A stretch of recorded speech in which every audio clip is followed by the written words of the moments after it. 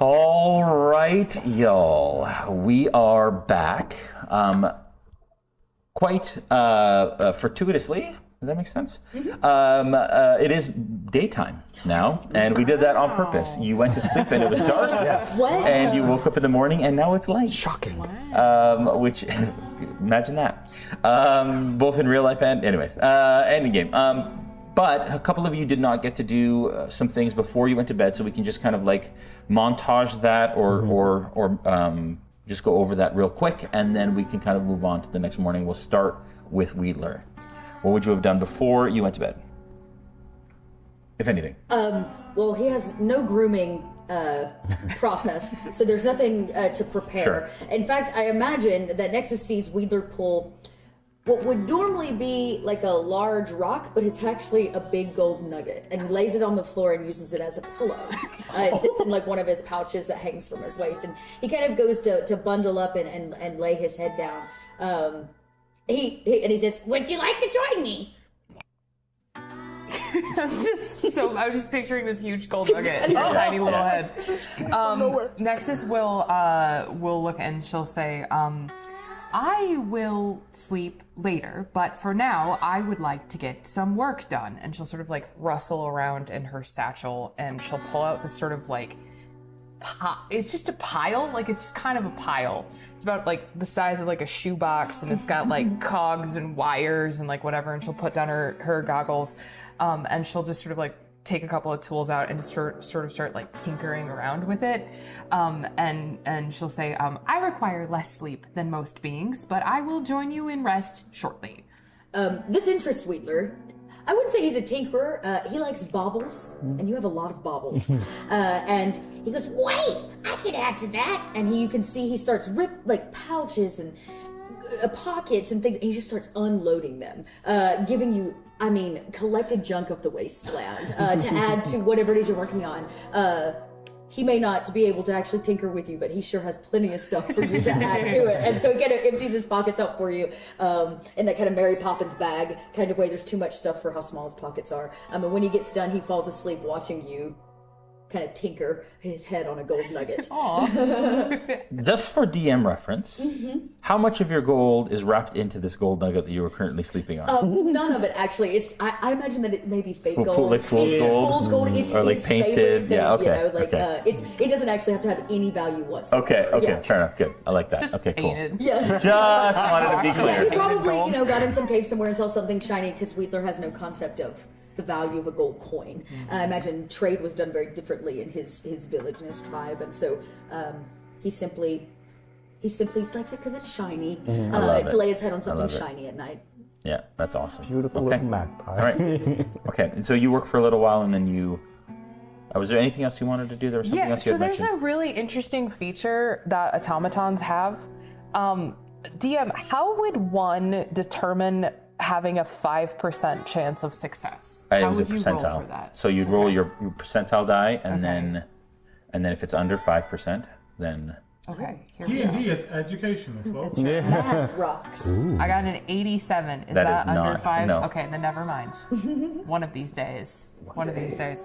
Yeah, Nexus will just sort of 5% like... chance. Yeah, I want to Yeah. know. Don't tell us, but don't tell I'd us. love If to you're gonna know. keep doing it, I'm I'd gonna love have to to. know. I really want it to happen, so I'm gonna Yes, just it keep will. rolling Wow, for it's it. got to on be one of the good. It's rest. 5%. But yeah, so Nexus will just kind of like sort of sort through the pile that Wedler sort of like threw on the ground, and maybe pick up like a couple of cogs and like a button, and like some wire and some rocks and stuff, and just kind of like go and just kind of like start sort of like working on this thing that she's built. Is there any indication of what this thing that you're building is, or does it just look like a mess of? It looks like the mess is intentional. Okay. But if one were to view it right now, it just kind of does look like just sort of like a shoebox pile of stuff that is roughly connected. Okay, I like it. Cool, awesome. All right, and then I didn't get you a chance to respond to the individual that you saw out the window. Yeah. How would you like to respond? So at that moment, you would see Shivdas immediately jump to action and run out, not run, but briskly move out of the door, but try to be quiet. So Who are you with? I was with Archie. Are you sleeping at this point? Oh yeah, just passed out. Face Okay. down. I drank the whole bathtub. Yeah. Oh yeah, and you're on the ground like a bearskin rug. the most luxurious one at this Yeah, point. that's great. Okay, cool. So you just kind of I just walk out. Would I happen to meet anybody else at this time? they're in their rooms, so probably okay. not. All right, so I would make myself out to the last location I saw that being. Yeah. And I would Okay, imagine. so yeah, him- so you kind of run out the front door of the inn and around the back, and it's kind of muddy and dirty. It's quite quiet. You hear all manner of kind of like evening insects in the area, kind of milling about. It was right here, right? But it was. I think it went down that. No, no, It went right behind there. the tavern. Yeah, right yeah, there. okay, we're good. Okay. That way. This way. Like directly, yeah. So as you looked out, so you kind of get into the area that you think this creature was. You look around, and at a kind of cursory glance, you don't see them anywhere. You see Shivdas kind of lean forward, crouch down, and look for any footprints or tracks that he could find. You can imagine him kind of picking a little piece of the dirt that he last saw it standing on, and kind of just like sniffing it, and kind of just taking a taste, and then immediately spitting it out. And Survival check. survival. Okay.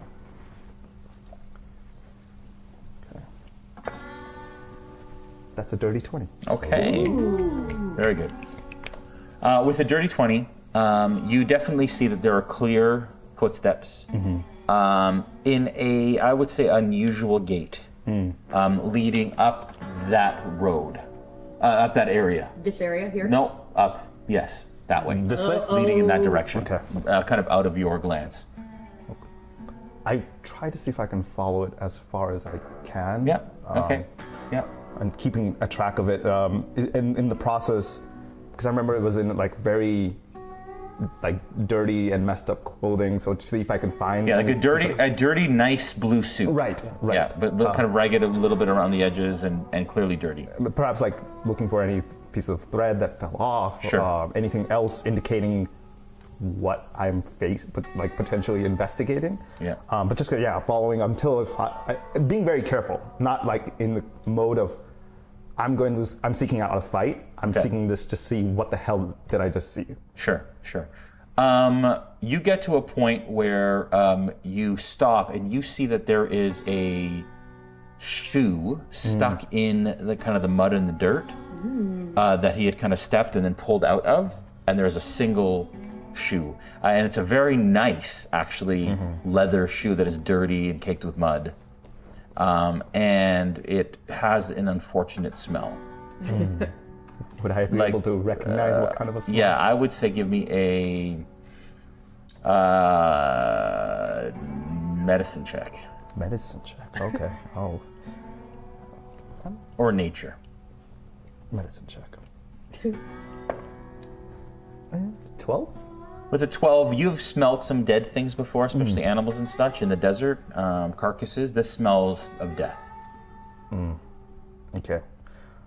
And I don't see anything else. Did I lose track at this point? Yeah, at this point, I mean, nothing in front of you. And as you kind of walk forward a bit, the tracks kind of disappear across kind of a hard gravel road, and then you lose the trail at that point.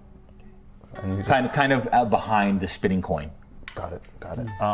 At that point, I think you just see Shiv with his rifle in hand, kind of look around for a bit, and then finally give up, and then just carry the shoe back with him back to the inn. Okay. He tries to see as he goes past Sheriff Sully's door to see if he's awake. Yep. If he hears that he's asleep, he'll just go back to his room. Okay. At this point, I'm assuming he hears snoring from within the walls. You probably hear a set of snoring. Yeah. Yeah. You don't hear another set of snoring, but that doesn't mean he's not asleep. Yeah. You just don't hear snoring. So one says, the sound of snoring, yeah. Of Heavy calculated breathing. breathers. Yeah. So I think at that point, he's just gonna go and then deal with it in the morning. Okay. All right. Okay. Okay. Night and sleep take you all. You wake up in the morning, and we're going to say around more or less the same time as the sun begins to rise. And I'd say, well, let's say this. It's fairly, you spent some time at the inn, you went for a bath, so on and so forth. You probably turned in around, I said it was nighttime, so probably around midnight, let's say. Around between 11 and midnight, the equivalent thereof. Has my name on it. Thank you.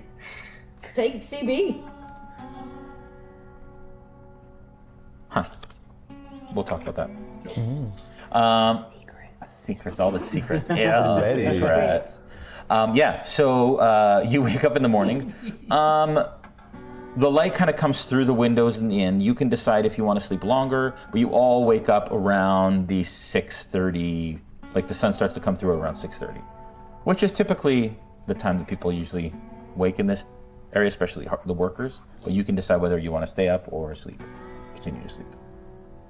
Okay. Shiv's up. I was about to say, as long as I get my long rest. Yeah, you all have the yeah. benefits of a long rest. I imagine Wheeler's up with the sun. He's a dust goblin. He lives by the light of the land, and then hides at night because scary land. Sure. So as soon as the sun's up, he's probably up, wrapped around his gold nugget now from the night before. But yeah. Yeah, so we'll say between 10 and 11 you went to sleep and you got your 8 hours. Great, Yeah. perfect. I'd probably be sleeping until somebody woke me. Okay, so you wake up, you start to get your stuff together, and he's still. All right. Hey, big guy. Nothing. Big guy. Food's ready. And you see the map.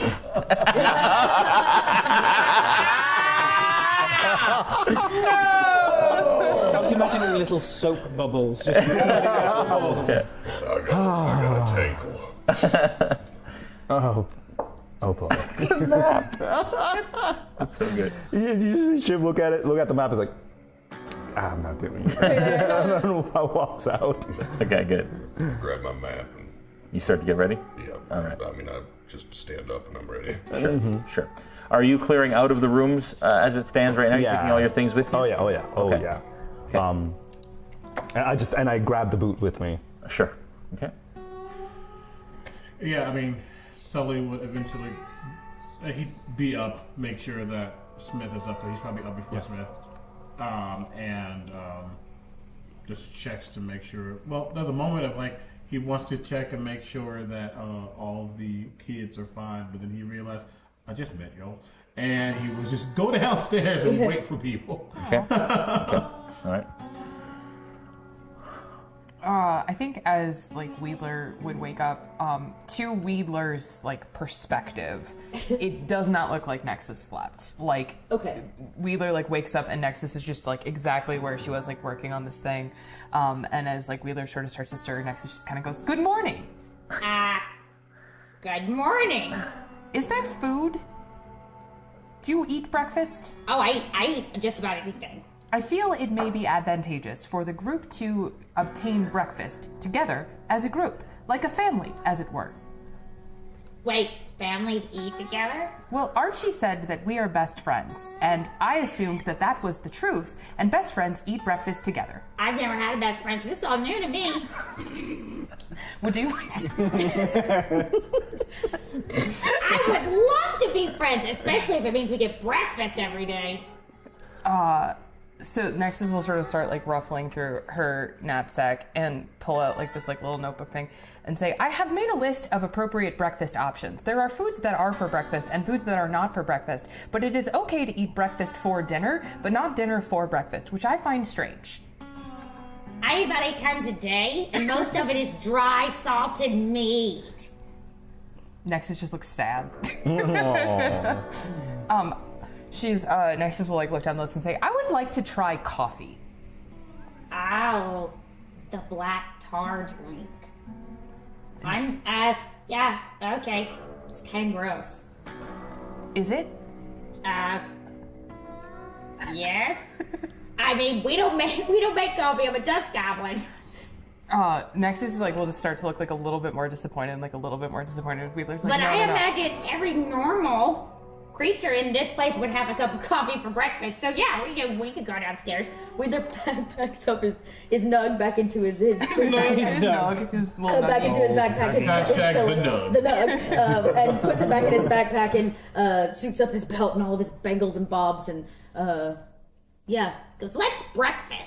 And then Nexus will do the same thing, sort of pack up, and she'll like take this moment, like kind of look at Wheeler like with a little like head cock, and say, my father has always told me that normal is as normal does. I would not discount your level of normal compared to others just because you do not like coffee. Normal is as normal does. And you hear Wheeler repeat it under his breath as he walks down to breakfast, contemplating such a philosophical concept for a dust goblin. Wow, maybe I am. And Nexus will like walk behind Wheeler and just kind of like pat him very awkwardly, like. I'm very comforted by that statement. Wait, I knock on their door on the way. Oh yeah, we should get the coffee. Yeah. It's really excited for coffee. We're friends, and this requires breakfast. Suit up.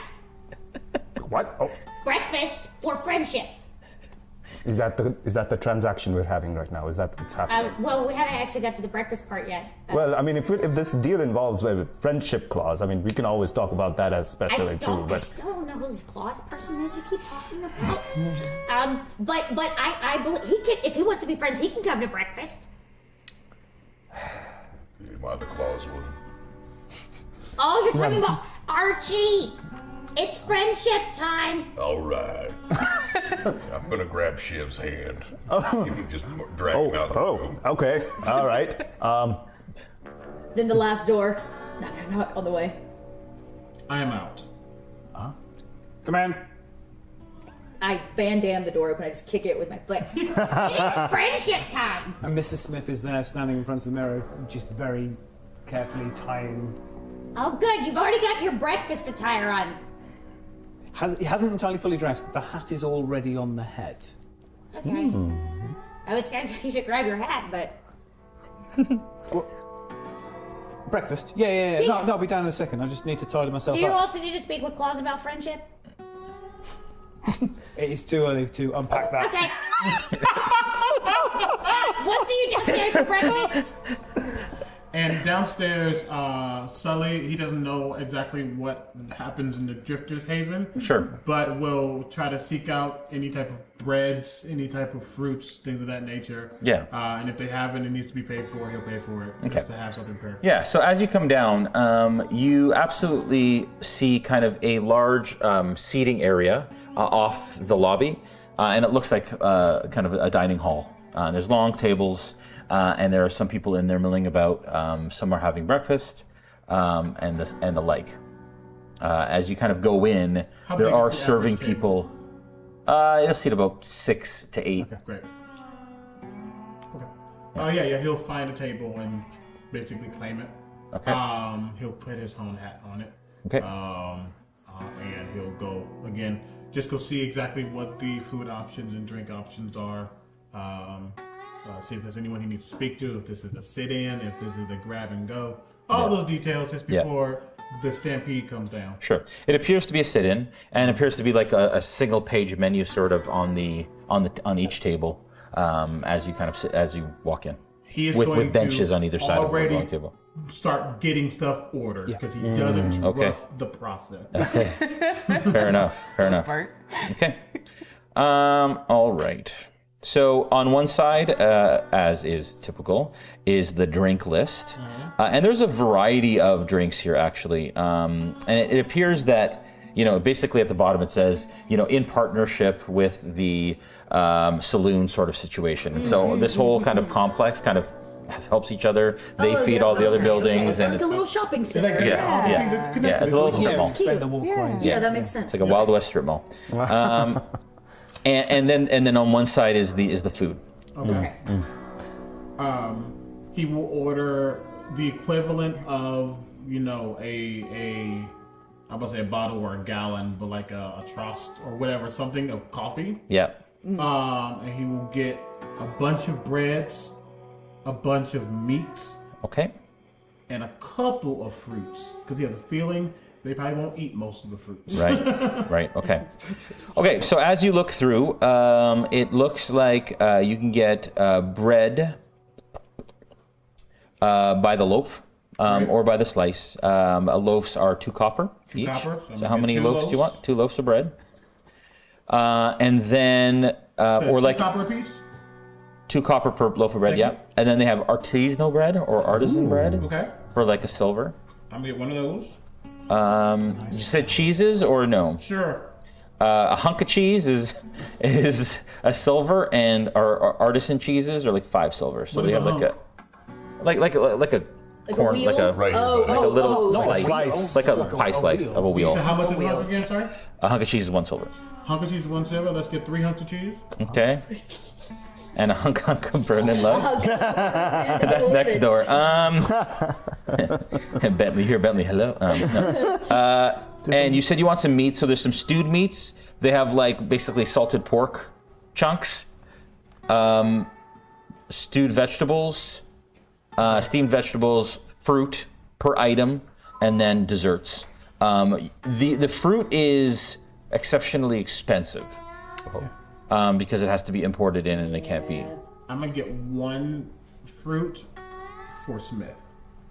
Aww. Okay. What kind of fruit? And it's like they said assortment of fruit. A nanner. A what? A nanner. What's a nanner? Banana. Oh, I'm like, I thought this was an American thing. I didn't know. It's another thing. It's like a tater. Oh, nanner. Okay, I like We're it. so Okay. Canadian. So you're gonna get a banana. I was also. I know. I was like, right? Yeah. The Queen's English. That's the problem. Okay. So. Okay. Anyways, yes. So fruit, and I think we covered it. And you want chunks of meat? You want stewed meat? Let's do chunks of meat. Okay. 3 silver per chunk of meat. Per chunk? And what is a chunk? It's like a decent 3 silver per chunk of meat. Okay, I'm getting 2 chunks. All right. Okay. Oh, big spender. We're learning so much about how CB shops right now. 3 silver per. Yeah. Okay, Yeah. great. A chunk of burning meat. Sorry. No, I was just gonna say you should check to make sure that it doesn't cost more to get a hot breakfast because there's no discussion of if these chunks are warm or cold. No, it doesn't. They could be cold chunks. And then you also notice that they have the usual fare for drinks, but then they have a lot of named drinks and like themed drinks and things like that. Coffee, and I want maybe some goat's milk or something. Again, it's just a level of complexity. I just want a bath. I just want a breakfast. Stop giving me all of these options. More. It All right. is the great super center, right? Yeah, exactly. Yeah. So it's a silver for milk. Okay.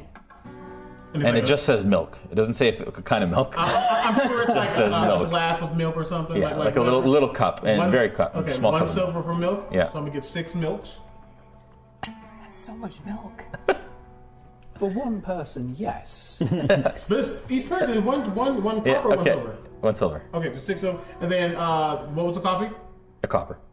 A copper. Copper for coffee is so cheap. Okay, yeah, I'm gonna get 6 coffees. It's not good I'm gonna coffee. get 5 coffees. I don't Yeah, get it's coffee. probably not. It's bad It is. coffee. Yeah, it's cowboy coffee. All right. Yes, we just did an entire transaction on this game. Deal with it. Yes, we did. Yes, we did. I like it. So just really quickly, I got 2 loaves of bread, 1 artisanal bread, 3 hunks of cheese, 2 chunks of meat, 6 milks, 5 coffees, and a nanner. And the nanner. How much was the nanner? I said it was a gold. It's A gold. That's fine. Is it a bunch or just one? It's fruit. It is, and it's got to come all the way Out out. of the Wow. Netherlands. One nanner. Everybody gets a slice. One Magically teleported fruit. gold. All right, good to know. So I am spending 2 gold, 6 silver, and Love it. 9 copper. This is 1 riveting, I'm gold, sure, 6 for everyone at silver, home. 9 This is copper. yeah. 1 gold, 6 silver, 9 copper. Boom! Okay. And I start getting all this, but Okay. I specifically, as I start to bring it out, I'm like, you notice that like he goes to like attempt to help them put it on the table, and then like almost like recoils, Okay. and never actually touches anything, and just lets him. Okay. All right. You all arrive when all the cold stuff has come out, and the warm stuff is still being prepared. Do we have beans? You walk in And the first thing says, "Do you have beans?" we don't have beans actually. Not even dry actually, no, beans? there are some beans. You want dry beans? Of course. What do you eat for breakfast? Breakfast? Well, all right. There's beans in the stew. Are there, okay, I guess I'll eat cooked beans. Wet beans instead of dry Would beans. you like you just want a Just bowl just of a big beans? yeah. Just all right. beans. Anything else for anyone else? I got mine right here. No, Sully's ordered. I think, Look at Yes. the As spread. everybody come, I go. Already ordered. Don't get too complicated. There's one artisan bread. The loaves makers go through And at this point, all the rest of the warm food I'm comes going out. to grab the large container of coughing up. Right, yeah. The nanners for you. Oh, thank you very much. and Confused look for a second. And the smell of the coffee just sort of like fills the air. Yeah. It smells great. Oh, don't mind if I do. It's a little thick. That's how I like it. Yeah. You see Shiv pull out his own little flask and then pour the coffee, then the goat's milk to whatever remaining Milk. like I didn't say it was goats. Oh, it's just okay. Okay. Oh, just to the Mystery milk. The milk, and then whatever whiskey was already in there, and Yeah. then shake it up and just start drinking. Okay. That's a vibe. Like that's a vibe. All right. That's giving me Yeah. white Russian, but white whiskey. Anywho. Okay. Nope. Nexus will grab a cup and like so excitedly and just like almost like reverently like kind of copy what Mr. Smith did and just like take it and be like, this is it, this is the moment, like, and just like and pour the coffee. Are you alright, Nexus? I have never had coffee. I have heard much about it.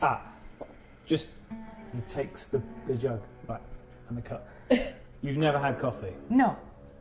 Pours a little bit of coffee. And then, can I just have a little bit more water? Because the consistency of this is a little... They can just top it up and just sort of... That's for you. Thank you. And we'll see how you do with that. Okay. And maybe you can have some more later. And Nexus will just take like the tiniest sip and kind of like make a face and go, I am both elated and disappointed, and just like put it down on the table and then look at the menu and say, these drinks have names. They do. Typically, if they are given name, sometimes names have purpose, right? If an item has purpose, it costs a lot more. Yeah. Names have purpose. They do. Yeah. I had They that to kinda- my contemplated bliss for the day. They kind of. We need Wheeler's journal. At the end... List of some philosophy. At the end of the game, I'm expecting the Tao of Wedler. I'll be so wise because of all of you. You say, well, names give power, names give meaning, and they tell you where you're from and perhaps who you are. I was just told my name was Weeder because there was a Weeder before me, before that, and I've just always been a Weeder. What about you, big guy? What do you want? Archie's just kind of sitting crisscross applesauce on the floor next to the table, And he Still just taller follows than everybody else. and just kind of like excitedly looking on, but kind of drooling just a little bit, and just like dog-eyed and everything. So some of that for me. I will be quite honest with you. I don't eat a lot. I did order something for myself, and as he's talking to you, there's just a wispy, smoky, ethereal mage hand that just grabs a little bit of the artisanal bread and just like pops it in my mouth. You can have as much as you want after everyone has gotten what they would like. Yeah, I will wait. You gotta finish the peel out. The peel. Puts the half peeled banana down on the plate. It's called a nanner. It's a nanner. No, it's Say it, Alexander. Say it. Boss and nanner. takes the peel off, hands it. Counts the fingers. Yeah. Thank you very much. It was Knife and fork. a delicacy, really. I'm glad you enjoyed that, but now I feel a bit weird eating a banana. No, it's all right. With, like a knife and fork. You look fancy. I look like a weirdo, is what I look I like. don't even know what a nanner is, if it means anything. It's one of these. But what is it? It's a fruit. It's not dust. Grows on a tree. You eat normal. Non-dust goblins often eat it. It looks gross. It's really expensive, which is probably more than we can afford, but thank you. Oh, wait! I have recently learned that this is helpful. And I put a gold piece down, because I do actually have gold pieces. I don't know what it does, but it seems to make everybody happy. You will see the mage hand just like pick that up and give it right back to you. Keep it for yourself. Speaking of gold, I was told now that there might be a friendship relationship involved in all this, but I just wanted to let you know that might be an additional cost on that. I don't know if that's one thing you wanted. Tell me the friendship cost. Well, I'm hired as your guide. I'm hired as your If you survivalist. require cost for friendship, I will null and void that clause right now. Shiv. The real treasure is the friend we made along the way. I cannot bank on that, but On the way to where? but we shall see. Just letting you know that it is a service that I provide. I mean, just like everything else has a price. But if you want a bit more I'm of not a, letting you swindle a damn goblin with some I was not. friendship. I am letting you know that it is out there, putting it there, just on the table. What is it with this town and everybody charging for every individual little bit? No, It back should where just- I come from, we're just friendly. We just kind of I get can be by. friendly. Friendly is one thing. But apparently that costs some gold. to me. No. Friendly. We're having a friendly conversation And right I'm now. afraid that you're gonna put No. an invoice in my hand. Well, let's shelve it. We can talk about it later. But in the meantime, one thing. Are we done selecting what we want to eat? Oh, No, this is did it. I get my Right. stew with the beans? Yeah, it comes. Great, I dump it literally down my gullet. Okay. And I follow it up with a very, very large rep tobacco stick. Okay. I look at Archie and go, and I will take one of some of the cheese and I go dig in. And I just shipped it all towards Archie. I pick out all the meat. That's somebody else no meat. There we go. And just there. Either takes the meat. Yeah. All right. You sure? That's all you. Literally one bite. Oh. Yeah. You don't eat meat on my hand, sorry. And as soon as the table clears, you see Shiv reach down and just plop the boot on the table. Oh, It's a shoe. Shoot, it's a very I then fancy put it in my mouth. No, No. Archie. Not yet, buddy. Breakfast is for friends. Not that is not breakfast. Come, please. Thank you. And right there, yes. Do we all get a nibble? Maybe perhaps after we figure out. And there's like mud, like dried mud in your Why is beard. there a random shoe put on the table? With great respect, did it smell this bad before Archie put it in his mouth? I mean, a little Does it bit have a more there. smell? Yeah. Oh, It's- yes. It yeah. clearly has a. No, that's carrion. That is. Well, just to let you know, that is the smell of decay and death. Which you've all smelled before. Yeah, it's great. And the problem is that should probably have been in a grave somewhere, and yet I saw it on something very much not looking alive walking around last night. What? And I go to take the shoe and I pull out a handkerchief and I try and take the Archie spit. Sort of Yeah. Yeah. And what I'm going to do is It's re-wet the mud on the one side. Yeah. I'm looking in the shoe Yeah. and I'm trying to determine the level of perhaps some moisture. I want to be able to work out if there's a level of liquefaction that would allow me to age perhaps how long this is. This is a suddenly dead corpse, or is it Hey, something? I like it. Medicine check While he's doing and that, investigation check. while he's doing that, I saw a creature. I don't know if I've never recognized it. I've not seen it. I don't know if any of you have ever seen one, but it looked like something that should not have been walking around in the middle of the night or walking around really ever. It That could And- be a plethora of ain't not things. anything. It's a wasteland. But I didn't expect it to be in the middle of a town at the night. Did it do something bad? What did No. it look like? It had a very bluish tinge, very malnutritioned. I couldn't quite make it out in the dead of the night. Was it a goblin? No, not a goblin. I'm just mentioning this because I don't know if it's a concern for all you folks. I personally have never seen it, and it looked quite unnatural. What was it doing? I mean, just wandering around, being dead, like, or was it like? It was Malice shuffling before around, forward? and then before I could investigate further, it ran off, literally, and Ran, not shambled. ran. Well, initially it shambled. Did it see you? It did. It did. Did I notice that it noticed me? It looked up in your direction and ran on.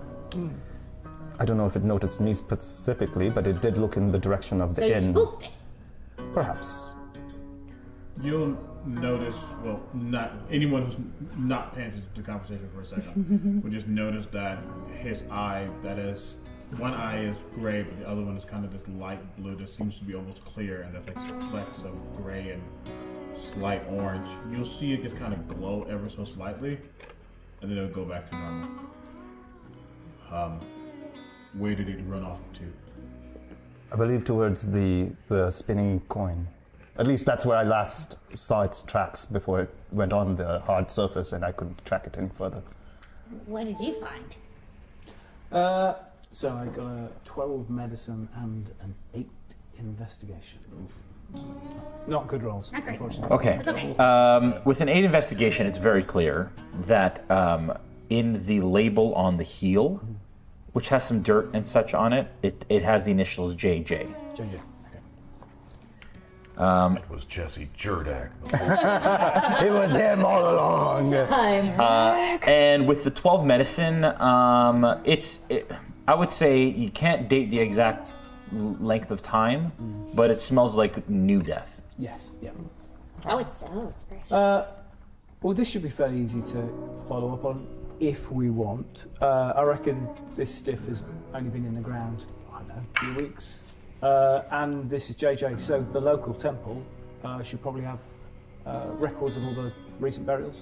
I mean, worst case, we can wander the cemetery. It's not very big. We can just check the headstones. I mean, yeah. For sure. I mean, the one that's dug up was probably the biggest. So. Imagine the Undertaker for the cemetery might know better Yeah. Yeah. and be more susceptible to bribing. I just judged the Undertaker, but that's okay. I suspect that's the case. You should say, who was the last person you buried? Who are the last 4 people you buried? It's probably But one. we probably, don't bury people. Well, it's not. However, That's a sign. While it's not necessarily our problem, as this is a town who has its laws and governments and sheriff, I would assume, but I still do want to go. oh yeah, Well, then maybe we need to she'll point it tell the out. sheriff. Yes. Yeah. Exactly. We point it out, let them know. Yeah. But that is interesting, and if they wish for us to help, then we can do so. So how about we finish up food? Perhaps stop by the town hall. In fact, ingratiating ourselves with the local law isn't a bad idea, especially if those shifty blokes come for us. I would rather be on the right side of the constabulary. I want to go talk to the old guy by the water. Oh yeah. Plus, I don't feel like it's going to do us any good if a goblin walks in a town hall. Yeah, about that. Maybe I'll go and hang out with the old feller with you there, Monica, on account of the local constabulary doesn't really care much for my presence here. Yeah, they don't like me, and nobody likes me, really. But that's okay, except for all of you, because we've had breakfast together and are now friends. So, Best friends. should we, I mean, we could scope a cemetery while we're down there. I would say if you, I'm not gonna stop you, but just don't get into too much trouble. Don't go digging into places where you don't have permission. Well, I did. I know, but not here. But if you want to gather your own intelligence, that's fine. Smith and I, anyone else wants to go? I would love to come with you if you don't mind. Go and find that chap down Tent Town. Chap. Quaggles. Quaggles. Yeah, go follow that up. His name? Yeah, okay, we'll go talk to the guy. I'll keep you out of trouble. That'd be great. What are you gonna do? I was intending to accompany you, and she'll sort of like pull her sleeves down so you can't really see the mechanic stuff, and say, I am more unobtrusive than the two of you. Perhaps I may offer assistance in that way. Yes, your words are very well strong. Thank you. Then it seems Shiv does. Mr. Smith and myself will go to the town hall. You three will head over to 10th Town. 10th Town. That's an interesting 10th Town, yeah. double entendre. But again, don't get in too much trouble. I don't think you will, but just I don't Get even vital like trouble. No trouble. yeah. And if anybody ever has a problem with how you look, I'll just put my pickaxe through his head. that it is, yes. So, Archie, just as the three of you are going down, just bear in mind. Bear in mind. Yeah, okay. There was that Knoll-looking fella, so just keep an eye out. Kill all the gnolls. No, Don't kill all no. Can we talk to him? Stay away from him. All right, away from just all be the careful. All right. Why do I feel like one of us needs to go with them? No, it's fine. I can handle this. We can do it. All right, I will, as I heard the two of you say, babysit. fantastic. Oh, we're gonna get the babies? Yeah, we gotta go get the Thank you. babies. Okay, what are we gonna do? Where are we meeting after? Let's meet back at the back here, actually. Okay, come back to Drifter's Haven? Yep. Yeah. I would probably avoid walking around at night, so if we can make it back before sunset. We can make it way back. It is literally the daytime. Yeah, Cuckoo. this is like an hour's job. We should be fine. Perhaps you should also 72 consider if hours later. Okay, 4 yeah. weeks later. Yeah, well, okay. you're never leave. Well, how do we do? What do we? Break! Okay. Perhaps one of us or whoever wishes to, we should also consider if we're leaving this town, have some rides for us. Go We to- can, Yeah. we can figure that out when that hurdle gets here. Fair enough. Don't okay, right. Perhaps we can divide and conquer and come back, discuss what we have learned, and make a new plan from there. And we're Fantastic. still headed west, so. Yeah, exactly. So Alright. I'm gonna mage hand another piece of the artisanal bread because it's gone. I'm gonna take a piece of the chunk of meat and I'm gonna look at it. Not really have an appetite for it, and I'll put it back down. But I will finish off some of the coffee. Some of the milk. And I'll say, well, I'll stand up, fix my hat. Let's meet back here and say, I don't know, however long it takes for your stomach to start rumbling again, maybe in an hour, I would assume. Or just, whenever, just right now is fine. Okay. We'll be If you can back. tell time, looking at you, come back in an hour. Wedler scoops up whatever's left of the meat. If there's salt on the table, he salts it, puts it in his pocket, and then heads up. All right. All right. Great. Okay. So, So let's move How- you and me. Yes. Yeah, just for out of character, Archie. yes. Nexus, Wedler, and Archie are going towards going 10 like Town. this Yes. way. Shiv, Mrs. Smith, and Sully. The three S's are going towards. The sheriff, which we believe at town hall. Probably. think- Yeah, he thinks he's at town hall. Yes. Might not be, but that's a start. I love how second episode already we decided let's split the Split the party. party. It's Fine. great. This always Sorry, works out. Jason, but not Oh, so it's all sorry. good. Okay. Oh, I can bring the shoe. Oh yes. Bring in the yes, shoe. yes, Yes, of course, of course. I'll have the shoe mage hand next to me. I will also note that you all notice that I rarely use my actual hands to hold things. Typically the mage hand. Cool. Okay. All right, you all enter the street, and you all exit through the front of the inn. Okay. We're taking And as you do, it's actually quite busy. You notice for the shops that are that line this street that there are people kind of opening their shops. They're sweeping away the dust from the front porch and turning over their they haven't turned over the signs yet, but they're just prepping for business for the day, changing up kind of the deal board out in front of some of the shops, especially the butcher. And the sun is already hot. It is the equivalent of about, well, I'll just say it's 8 a.m. And it is the heat that you're already starting to feel, that desert wasteland heat, dreadland heat. How I love it! Oh, I feel sad. All right. All right. You tip his hat and start heading off. Okay. Stay safe now. All right. We will start with the group heading east. Great. So we'll pass. Okay. It's in town. Yeah. So as you kind of walk past, you notice a couple things. First off, you notice a building on the left there as you're coming around that's attached to the graveyard. Yes. That place is called Our Gravel Main Undertakers, and it's kind of a sign over the door.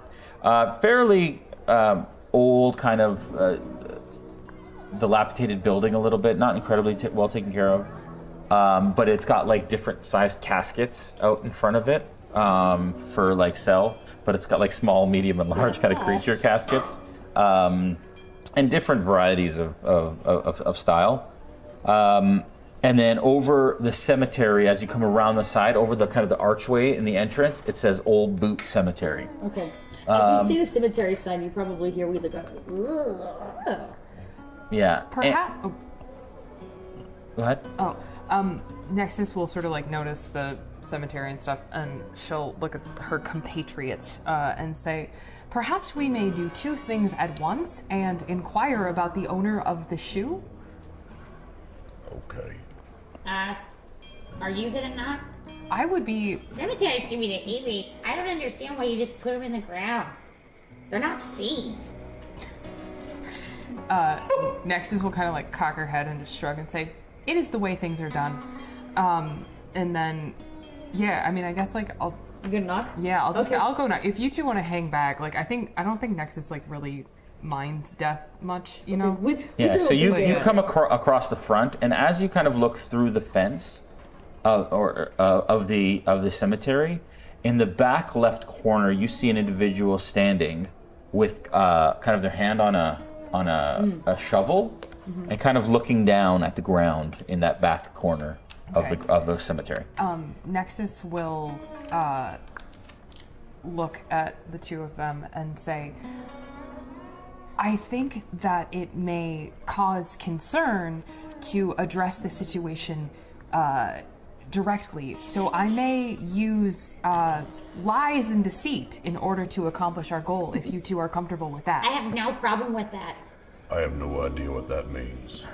And so Nexus will, again, she'll still like really just like pull down those sleeves, so all you can see is sort of like the tips of her like little thingies, just a little bandana, and she'll walk in and she'll say, "Hello, I am Nexus. I am sorry to bother you. I am looking for information." And where at the, are you trying to enter the? Yeah, I'll just the kind of like graveyard? yeah, Sure. I'll just kind of like yell it like real awkwardly from the. Sure. And he kind of like is a bit startled, and he kind of looks over, and you see a gentleman, probably in his late 20s, early 30s, and he's got like a not a smock, but like an apron, but really, really long to the ground, just caked with dirt. And he's got work gloves on, and he's holding a shovel, and he's got this really like awkward dark hair bowl cut that kind of comes around, and it kind of bobs a little bit as he kind of looks up, and his face is kind of caked with dirt. And he looks over, he says, "Oh, what can I do you for?" I was wondering if I might take a tour of your fine cemetery. A tour? I am looking to move to town, and my father is getting up in age, and he is looking for a final resting place, and I would like to ensure the quality of your establishment before I bury him in the ground. I looked to Archie. Did you know her father's dying? I didn't even know she had a father. Oh my gosh. Well, all right. And he starts to kind of come towards the gate. I'd like the three of you to make a perception check, please. Can do. Nueva percepción. There we go. That's not how you do that. That's a 4. Okay. I hate it. 11. I rolled a 23. Okay. All right, at least one pass. All right. You see that he walks with a bit of a limp as he comes over to you. Okay. He looks a little annoyed, but he runs a business, so it's almost like he's obligated to do this. And he kind of comes over and he grabs the chain, and there's a chain actually wrapped now that you see around the 2 double gates. And he takes a key ring off his belt, puts it in, unlocks it, unwraps the chain, and he says, "Well, come on in." And he kind of looks at you all, and he starts to kind of take in your countenance. Y'all are new to town. Yes, we are. We are considering moving here. We are friends. We met along the way. Well, all right. Well, you've been here. You're a long time. I'm a tour guide. Yeah. What do they call you? They call you. Bramble ass. That's right. Because of the thing. That's right. Because. That's not nice. Well, that's what it's called. What do they call you? Weedler. Yeah. Well. Weedler wet hands. On account of he's got real wet hands. Would you like to see? And that's better than bramble ass. Give him a squish. Well, it is because All I right. chose it. Well. All right. So basically, my thing is Nexus heard Mr. Smith talking about like JJ. Yeah. And so my sort of intention with this is to like very quickly just sort of scan the graves, because Nexus has like an understanding of like you put the name on the thing, and just see if there's any sort of like JJ initials that she can spot as she's sort of just like walking. I just saw like the Terminator interface. It's like she's just scanning. Yeah. And actually, just for the sake of it, Nexus will. I'm going to. Oh, my thing just froze. I'm gonna use Scribe and make just a list of every name that is on the thing in the thing, and just get it in my notebook. Smart. Wow. Okay. So just like scanning, You know what? scanning. Weedler has picked up on what's going down, and Weedler used to be used as bait all the time in the tribe, and knows exactly how to be a great distraction. So Weedler's going to try to play it up so you have plenty of time and no question. Weedler goes, feel. and takes his hand and puts it in his wet hand. This is why they called me Weedler Wet Hands. Just rubbing it all over. That's nice, huh? Do I smell anything like that boot tasted? What's that? Do I smell anything like that boot tasted around here? That's a good question. Give me a perception check. Oh, perception check. That's a 9. No. Not right. No. So you look at all the graves. One of them, so they're all.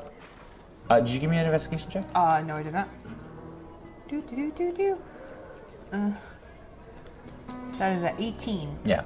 So they're all names that don't mean anything. A variety of different names, and there are, you can count them there. 1, 2, 3, 4, 5, 6. 6 graves and a monument near the end.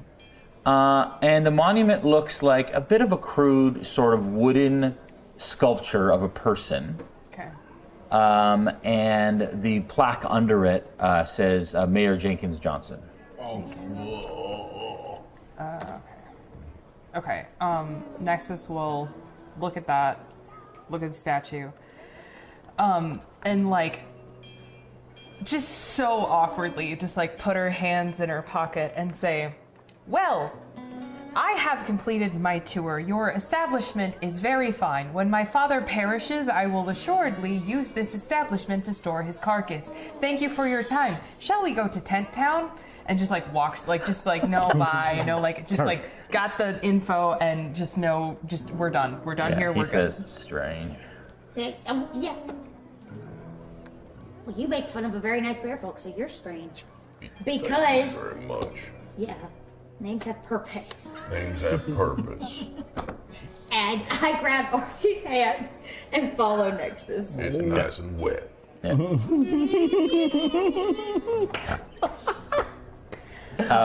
And as they're walking down the road, Nexus will sort of like lean in very like conspiratorially, because like she's like, "Oh, I did a good job," and she's like, "I have ascertained that the name of the mayor is Jenkins Johnson. He is also dead, and his name is JJ. Perhaps that was who Shiv saw."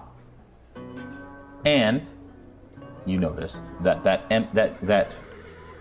the ground that he was looking at, there is a mound of dirt that has been lifted in front of that monument. Okay. You know, I didn't want to say I told you so, but I told you so. This is why dust goblins do not bury their dead, because you don't want to get back up and walk again.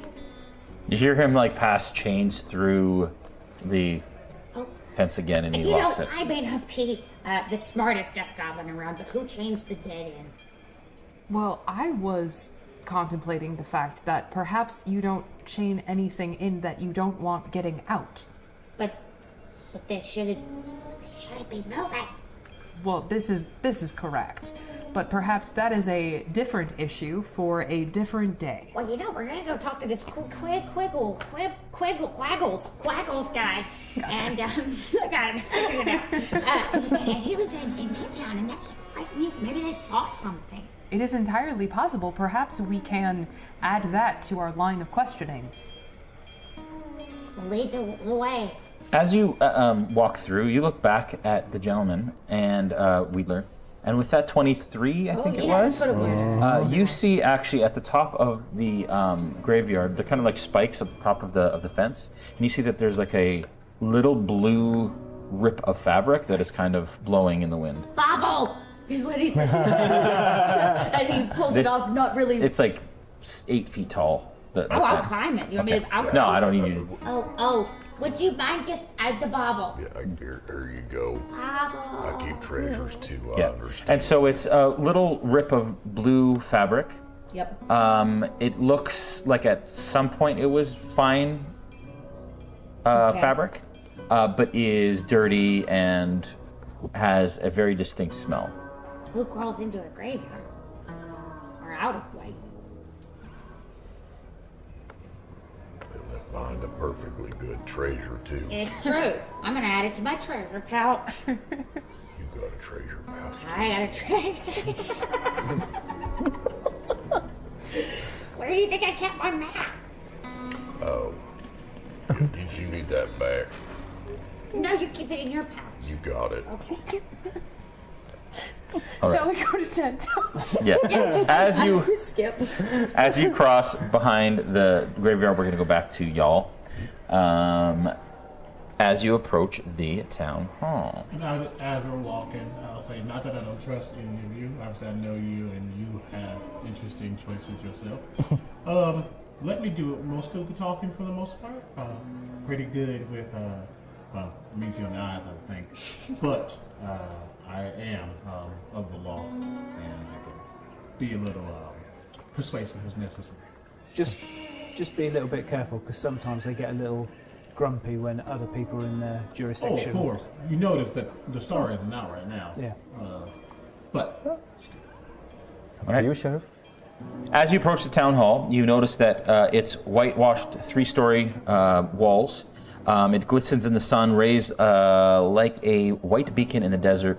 It is grand with 3 pillars adorning the front. Attached to the town hall on its west side is a wooden dark brown square building. It has the words jail painted on the large board above the single wooden door.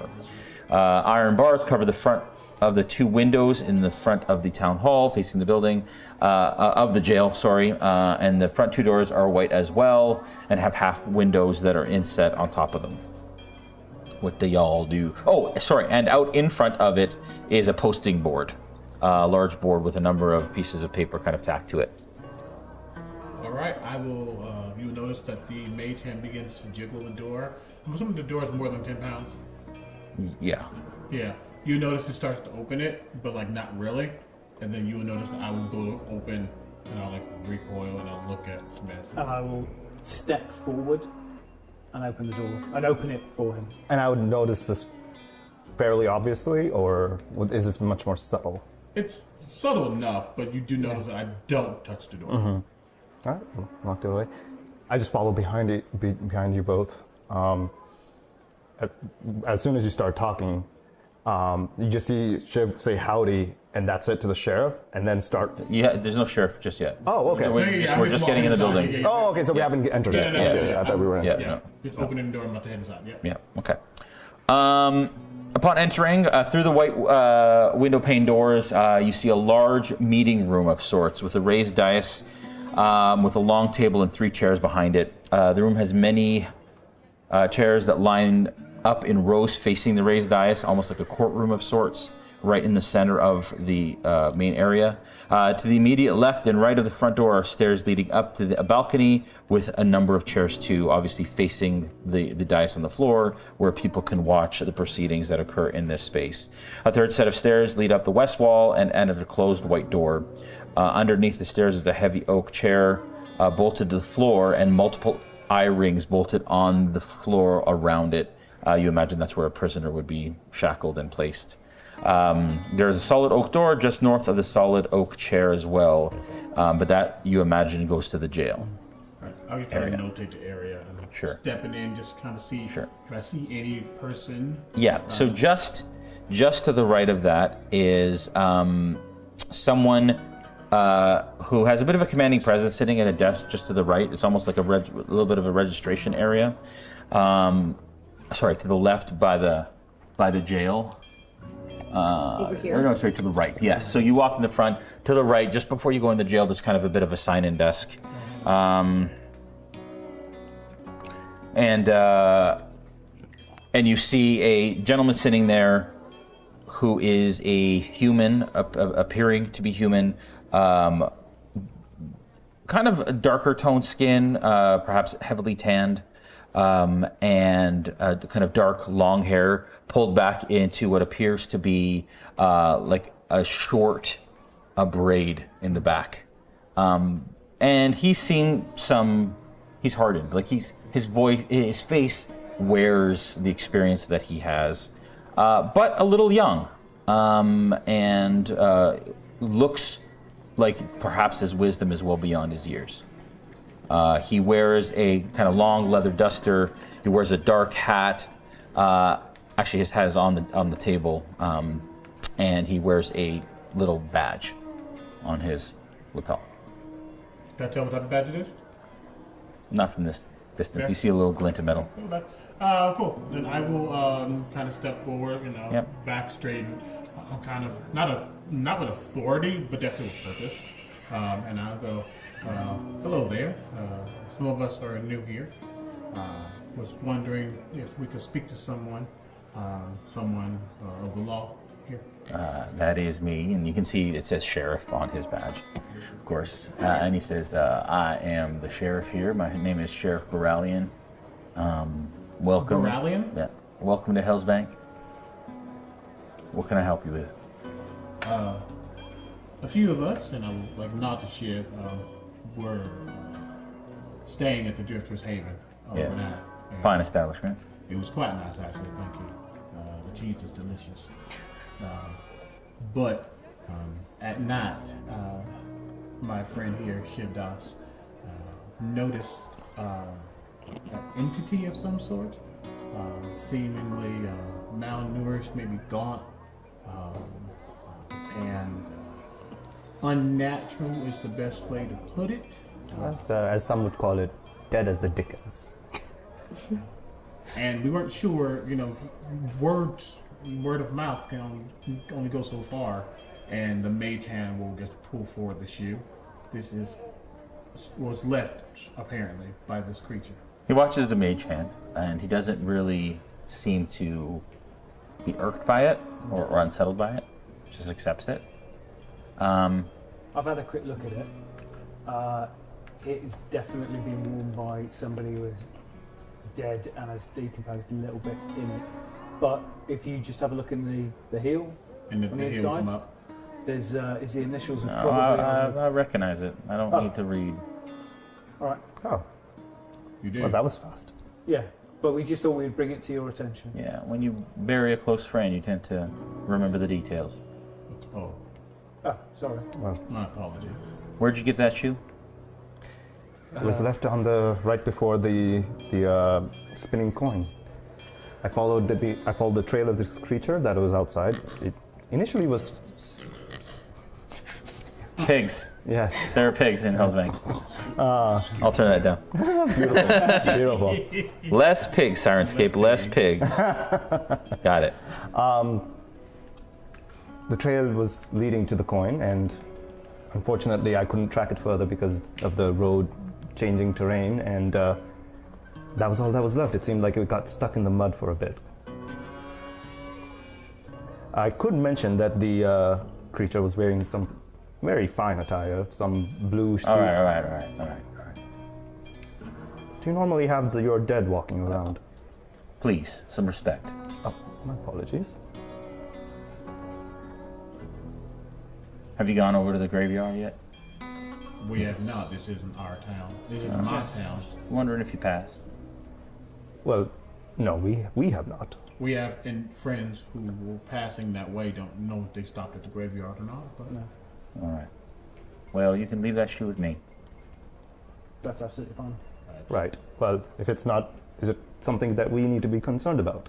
Well, it's definitely not something you shouldn't be concerned about. Listen, y'all look like you can take care of yourselves. Been around these parts, some experience. I say we could hold our own. Can hold our own, but I am the sheriff of another town. Just don't want to, display and give the wrong. This is not your jurisdiction, so I appreciate that, but I appreciate the assistance. Listen. Thank you, first of all. Sorry, it's a little unsettling. I will look into it further, and I'll have my deputies look into it further, but I hired someone to find out potentially what happened to Mayor Johnson. As he died in a fire in his shop. I don't know how it was lit, don't know how it happened, but from what I understand, there is my deputies can't figure it out. I can't figure it out. I hired somebody they'll look into it.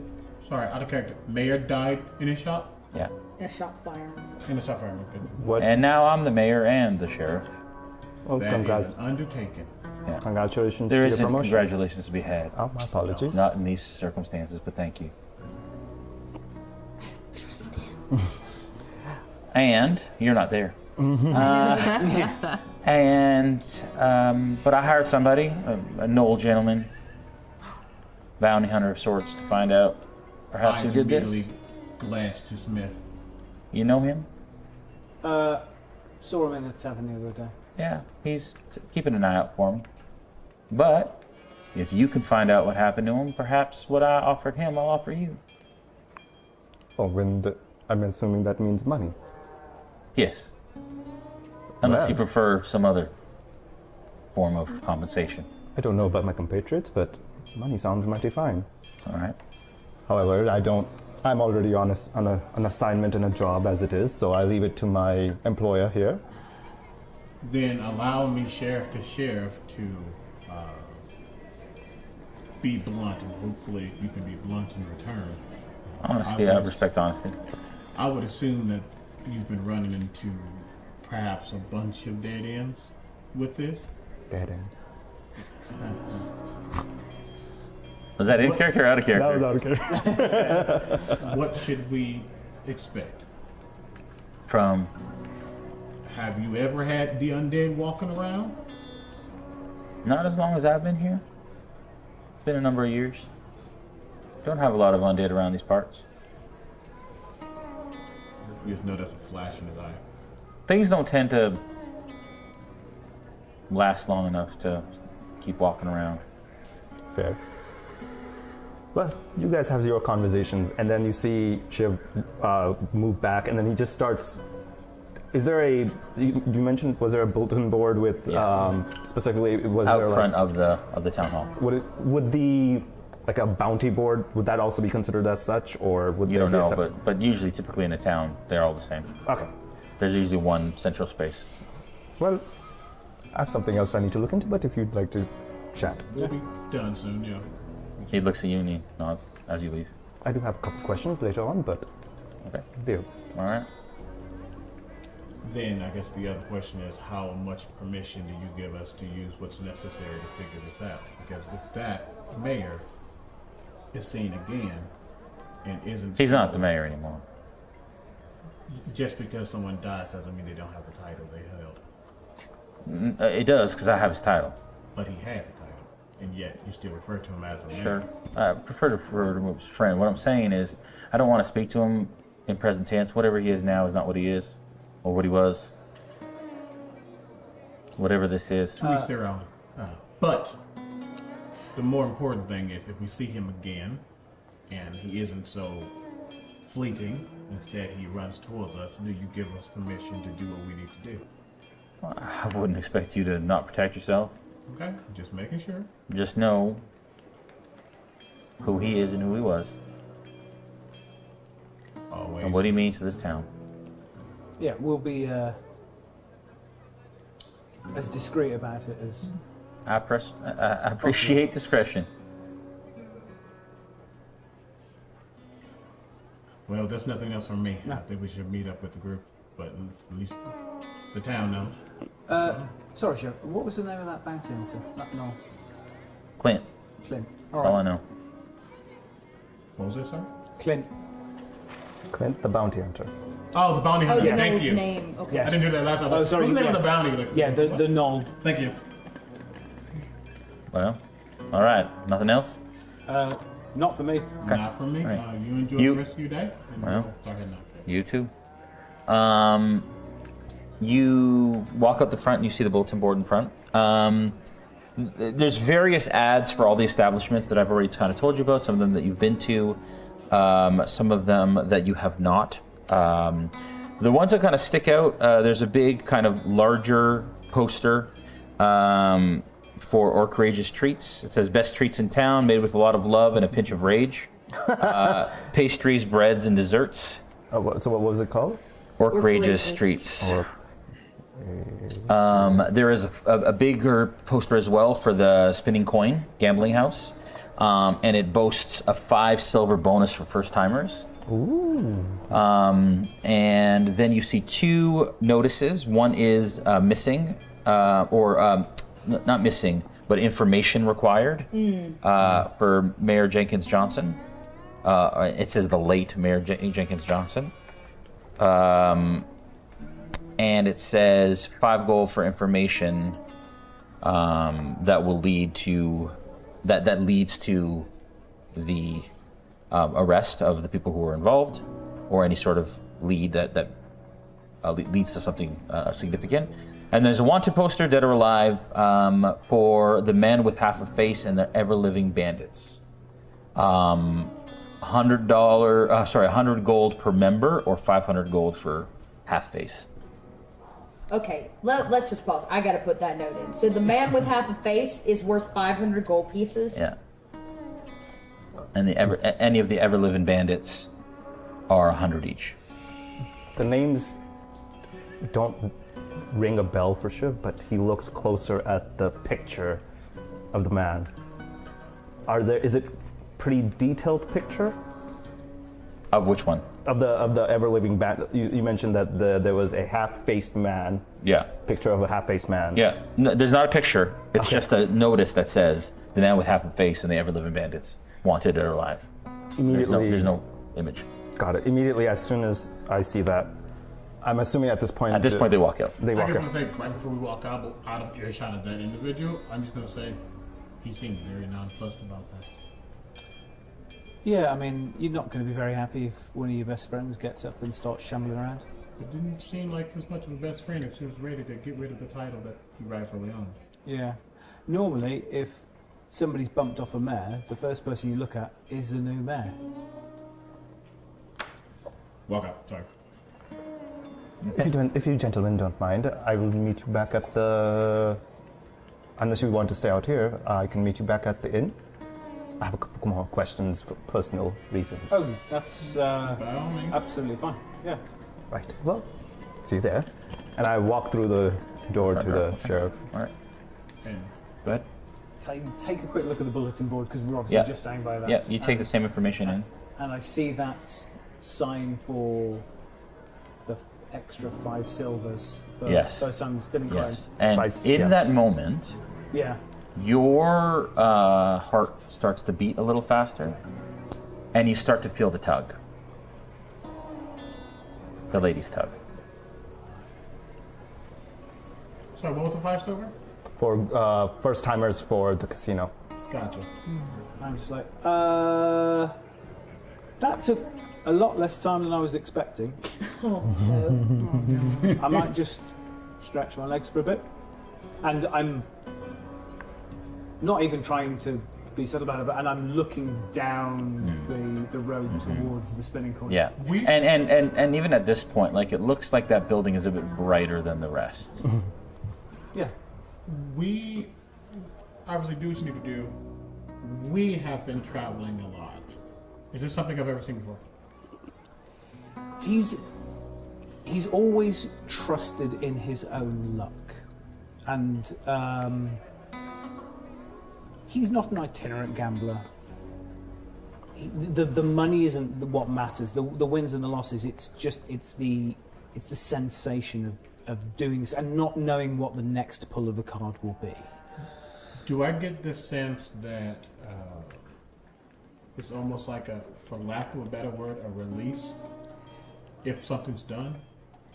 It's almost, it's not a compulsion. I think that's very important Yeah. to point out. It is not an addiction of any sort. Yeah. But for him, it's almost there's beauty in it. He finds peace in the random nature of it. Okay. Then I think I would just note something. I know that I just happened to look at the bulletin board as well, just because eyes have gone to it, just to know what's going on in town. I read that last stanza, the last 2 wanted names. You will notice as he stares at it, his eye, which is already that clear blue with specks of gray and orange, that coloration starts to spread over his face for just a moment, and it'll come back.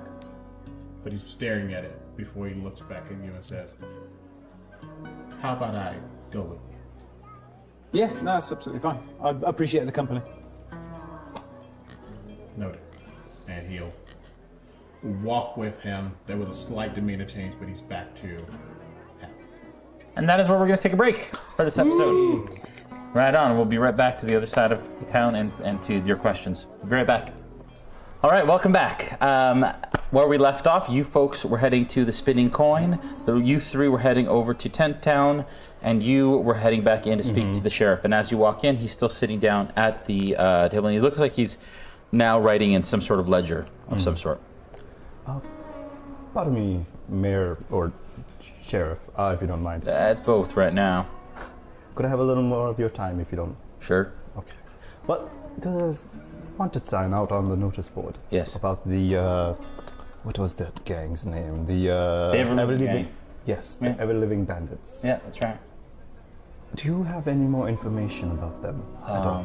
Well, they've never been in these parts.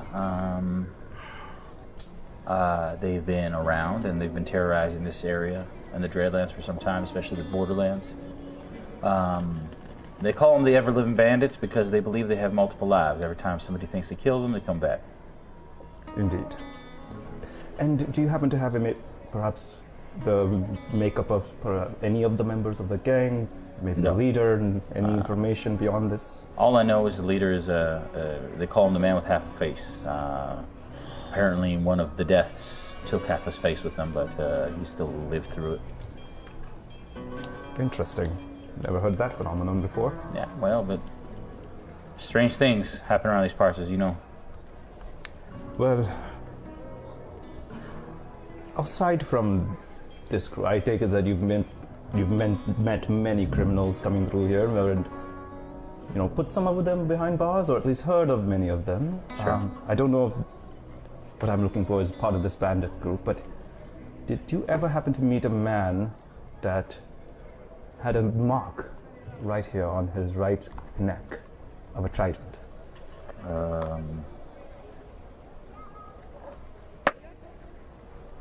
It doesn't seem to ring any bells. Understood. Thank you kindly. No, you're no problem.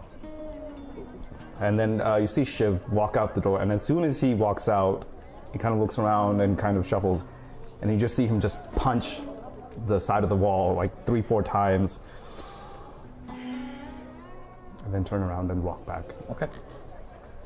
All right, cool. All right, back to Tent Town. So like I was saying, there's a sweet shop up that way, and they don't want you going through their dumpster. They don't want you sneaking in at night and eating big handfuls of confectioner sugar, none of that. I will take this into consideration. Wedler, please refresh my memory. Who are we looking for and why? Old Quaggles. Old man Quaggles. And why are we seeking out Old Man Quaggles?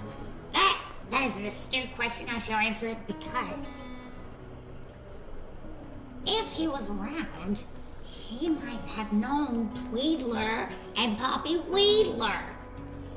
He might know more information about what they were doing, what they were seeking, and why his trail went cold here in Helsbank.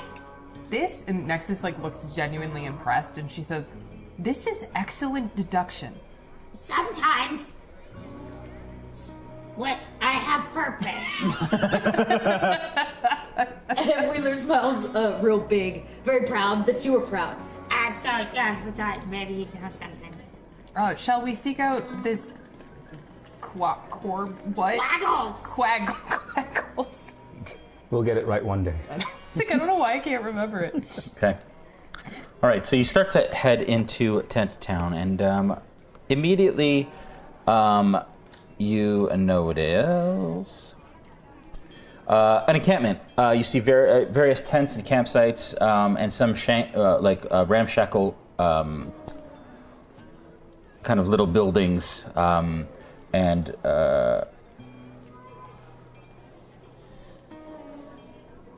sorry, one sec. I'm with them. Yeah, and you actually walk through this area quite often. You're used to kind of coming around this way, and you've gained some friendship from the people in Tent Towns, and they kind of know you as the gentle giant that kind of lives in the area that they do, a little down on your luck and all the rest. So you see various tents and campsites, potentially some visiting, so some more pristine tents which look newer, some older ones, some that have looked lived in or built up around a tent, or again, debris which has been kind of created into some ramshackle huts and such. They have grouped together for safety in numbers, you imagine, and for not having enough coinage to stay within the town for whatever reason. As you kind of walk through, definitely the smell of like sweat and stale sort of people, grime, and old musty food definitely fills your nostrils. The one thing you do notice, though, is that the only kind of vegetation and slight desert grass that exists is along this area, along the lake. But almost immediately, like 50 to 60 feet past that, it's desert or barren kind of badlands, wasteland area. As you kind of walk through, there's a couple campfires that are in and about with people kind of sitting around and discussing and talking and carrying on. You hear a bit of music in the distance as well. It's actually kind of jovial for the most part. Just simple folk down on their luck.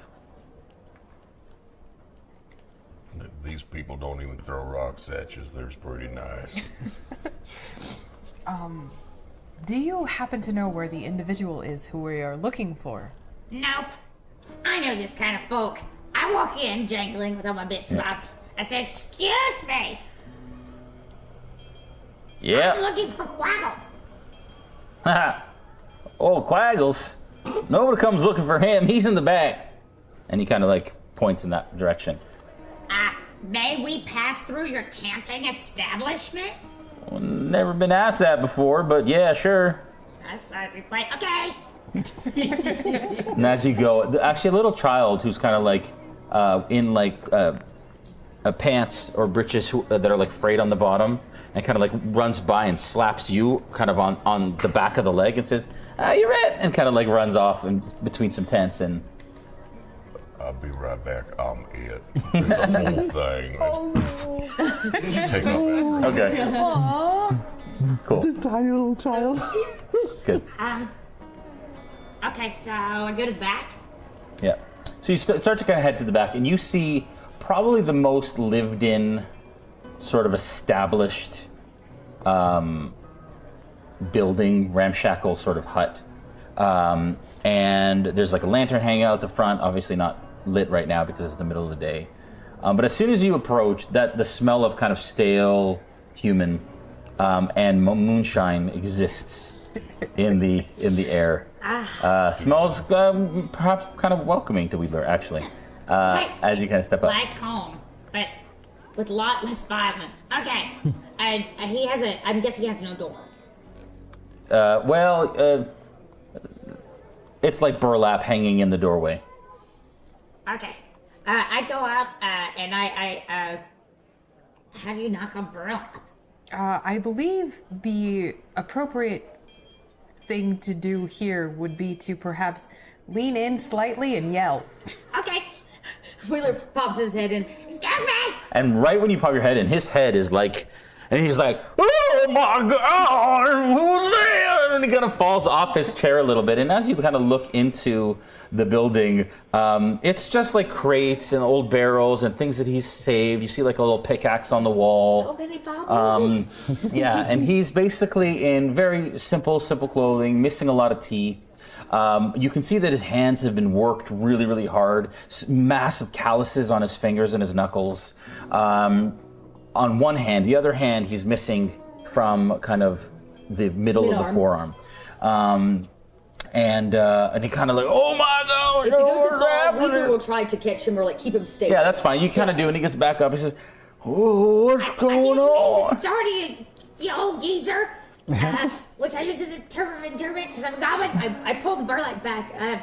I've come to you, old wise person, to ask you a question. Well, I don't know about all that, but Look at you, just look at you, sir.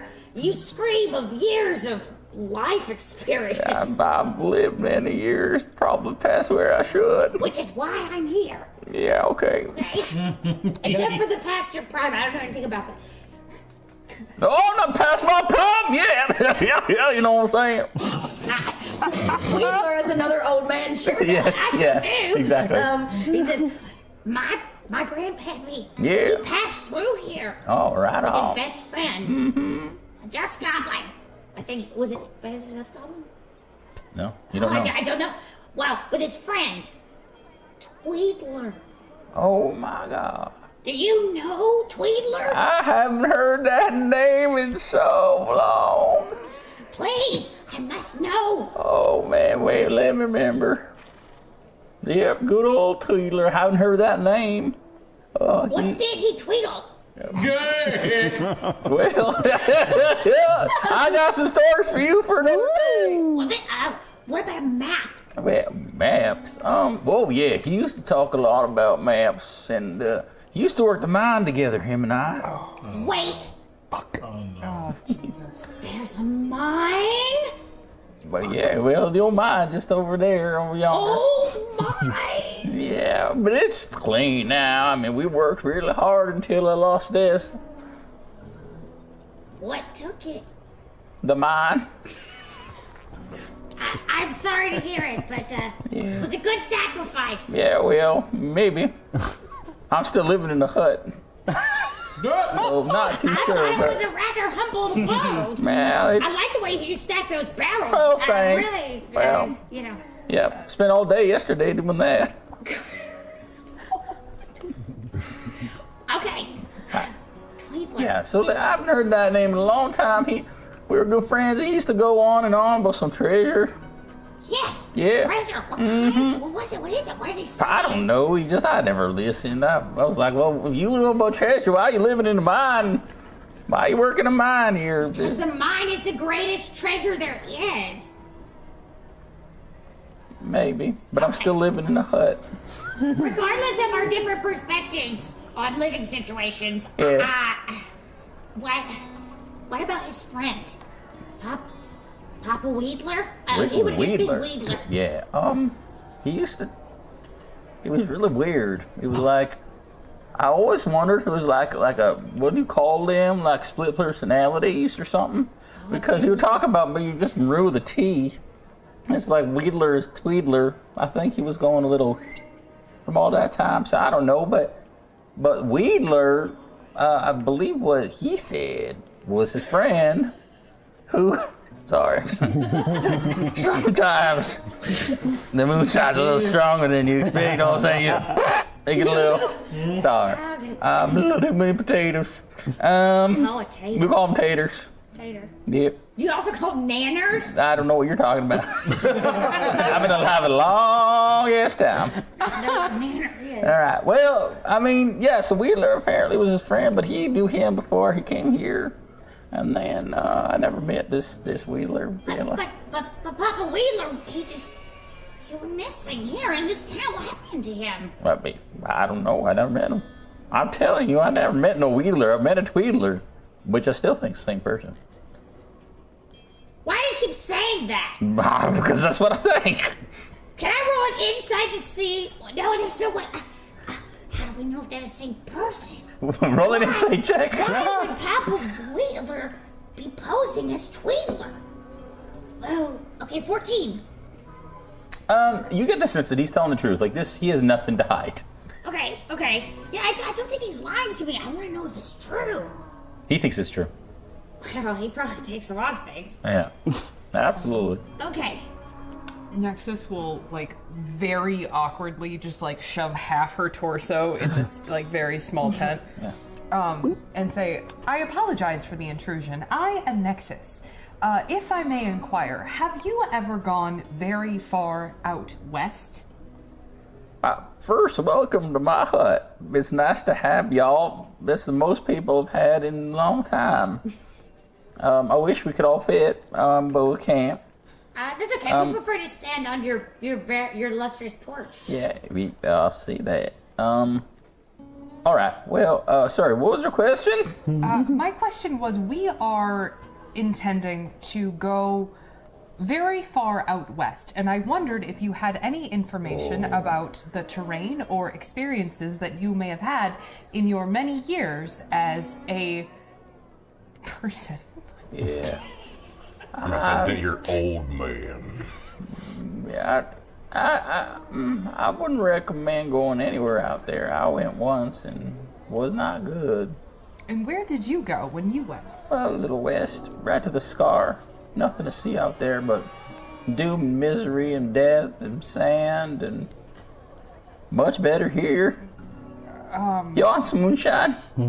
I would love to try some moonshine. All right. He gets out like the rusty little cups. I'm not there. Little rusty cups. And he starts passing around. Tar water and me. Jesse, investigation check. Okay. Well, I was going to say, yeah, investigation check. Shoot, that's a 9. Yeah, you come around the corner and the boy. Not a 9. You told an 18. I'm sorry. 19. 19. You come around the corner and you see that the kid is kind of like up against the tent like this, covering his eyes, hiding from you in plain sight. I see that. Where'd you go? I can't even find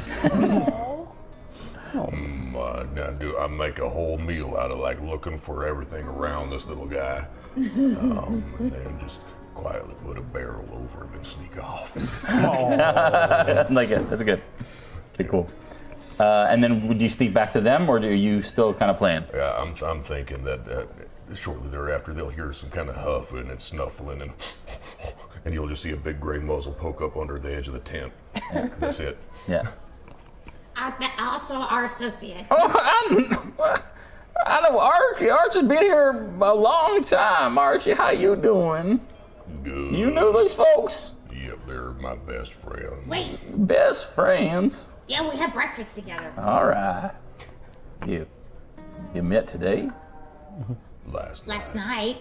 There's Some things have to take time to develop. Yeah, well, you know, as somebody who doesn't have a lot of friends, I understand. We could go to breakfast in the morning.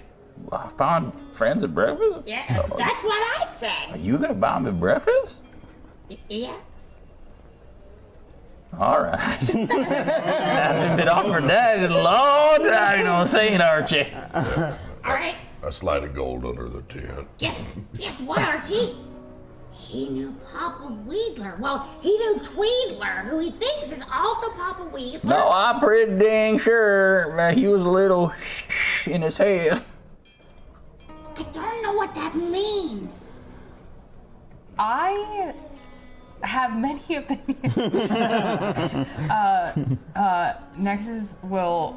She's gonna do something weird. Nexus is gonna take like just. Is there like a stick? Sure. There's a stick. Lots of sticks here. And Nexus is going to like very specifically draw kind of like just like the scar, like basically like an approximation of the map, but like very specifically not the. Do you have the map just so I can? Oh, yeah. Yeah. Oh, Jesse's got it. But basically, I want to wipe that off a little bit. it is very wet. But like, so basically, I just want to draw like this. So you don't want to part. show the map, you're just drawing. Yeah, I'm just Okay. drawing sort of like the Yeah. scar part, Yeah. and then this part, and then this thing. Yeah. And then say, you know, like, if we were to venture to the scar, what dangers might await us? Well, I mean, like I said, I've only gone out there once. Who did you go with? A bunch of us who thought we would try our luck up there, maybe find some things. And, well, you know, we faced some creatures in the night and just turned around and came back. Okay. We only lasted like one night in camp. Not even. What kind of creatures? Your kind. Lizards. I saw it. Okay. Lizards. I love lizards. They're so tasty. You eat other lizards. Oh, I'm not a lizard. Oh, you're green. That's correct. Sorry. And no worries, it's not the first time I've been mistaken as a lizard. But that being, okay, where does the mine lead? With this mine? Not very far. It's collapsed in, but that's Archie's home now. Still, right, Archie? You still living there? It's all mine. Yeah, shit. You live in the mine? No, it's mine. But you live there? Yep, I live in mine. Can we visit? Oh yeah, we gotta go by there and see the babies. Ha. Okay. Nexus will sort of like look at these two and like politely nod and say, I feel as though we have gained as much information as there is to gain here. Perhaps we may depart from our new friend and head towards your mine? No, it's mine. Oh no. Okay. It has been an absolute Dust Goblin pleasure to meet you. Well, my pleasure too. I hope you find old Tweedler. Well, he's not called Old Tweedler anymore. He now goes by Old Man Tweed, I think. What? Wait, I'm sorry. What? You didn't ask where he is. You just asked where he was. He disappeared. He never came back to the tribe. I'm so sorry. Are you saying that Tweedler is still alive Yeah. and he is in a place where we could find him? Yeah, just he's about an hour east on the road. Or east. This Northeast. I was about to say, that's in the water. I think you take, what do they call it now? Crossing Avenue north. Hey, he lives in a little homestead off the road. What? We're heading west. I believe we may have to change our plan significantly given this development. There's no Papa Wedler would not have just left us. Wait. Who are you looking for? Papa Wedler. You're saying if he's also Tweedler, then... Well, I don't know. I said Tweedler. I thought maybe it was Wedler. I didn't say Wedler was said Tweedler. that he was like maybe, partially, probably, for sure the same person. Yeah. Could you draw us a map of how to find Tweedler Weedler? And please make sure both the paper and the ink talk to It's her. very. It is a long story for another day. It's very simple. You just head up north. This way? Yep, cross an avenue, just follow it until for about an hour. You're gonna see a homestead out in the middle of the field. Saw some horses. Very nice up there. He's retired much nicer than I have. I don't know how.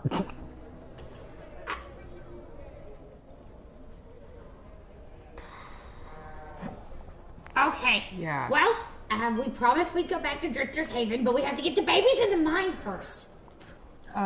Nexus was gonna like reach into her pocket, and like she like didn't really like she like kind of like tried the moonshine, and but she's just gonna like dump like 5 gold coins into the cup that is still has moonshine in it, so it just kind of like spills everywhere. She's gonna hand it back and say, "I'm told it is customary to pay for drinks."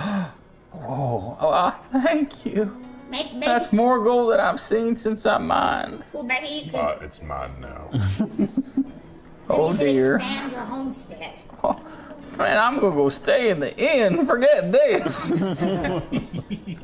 hi to the mushroom guy. The mushroom guy. Just pull my nose out from under the side of the table. Can we go to mine, please, please, please, please, please, please, please? Here's mine. It's mine. All right. Oh boy. Should we meet That up just- with them other fellers first? It may. This is in character. Nexus will say, the matter of your babies is pressing. However, this new recent development is perhaps, you will forgive me, more important, and it may define what we do with the next amount of time that we have. So perhaps we go back to the inn, and then we attend to your babies, knowing in what direction we will be headed. That sounds very complicated. I'm gonna just follow. I trust you. We just gotta still go to the mines. Yes. It's mine. Your mines. Archie's mines. Yes. I want to see it. Nexus will just go, very good, and just start walking back to the inn. Just like, again, just like, nope, we're done here, let's go. I'll give you a tour. It's real nice. Okay, so Archie's you're, mines. so you're heading under back new to the inn. establishment. Yes. Okay. Back to the spinning coin. As you approach the spinning coin, what you see is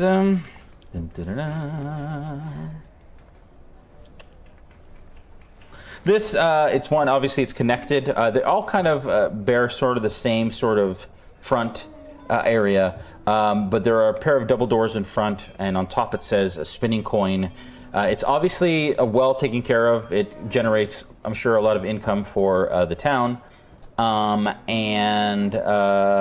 what do you do as you stand up front? I will walk up the couple of Yeah. steps onto the main porch, Yeah. and before I walk through the double doors, just sort of put my hand to the side and just sort of close my eyes and feel the warmth of the building. And Yeah, religion check.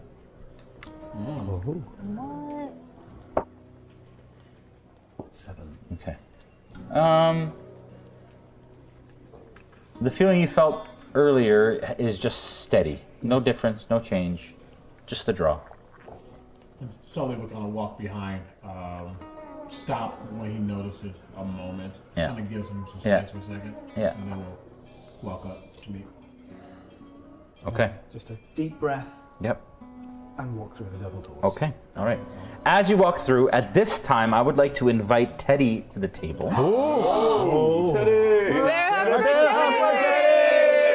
And what we're gonna do, we need the stuff too, Teddy. The other stuff.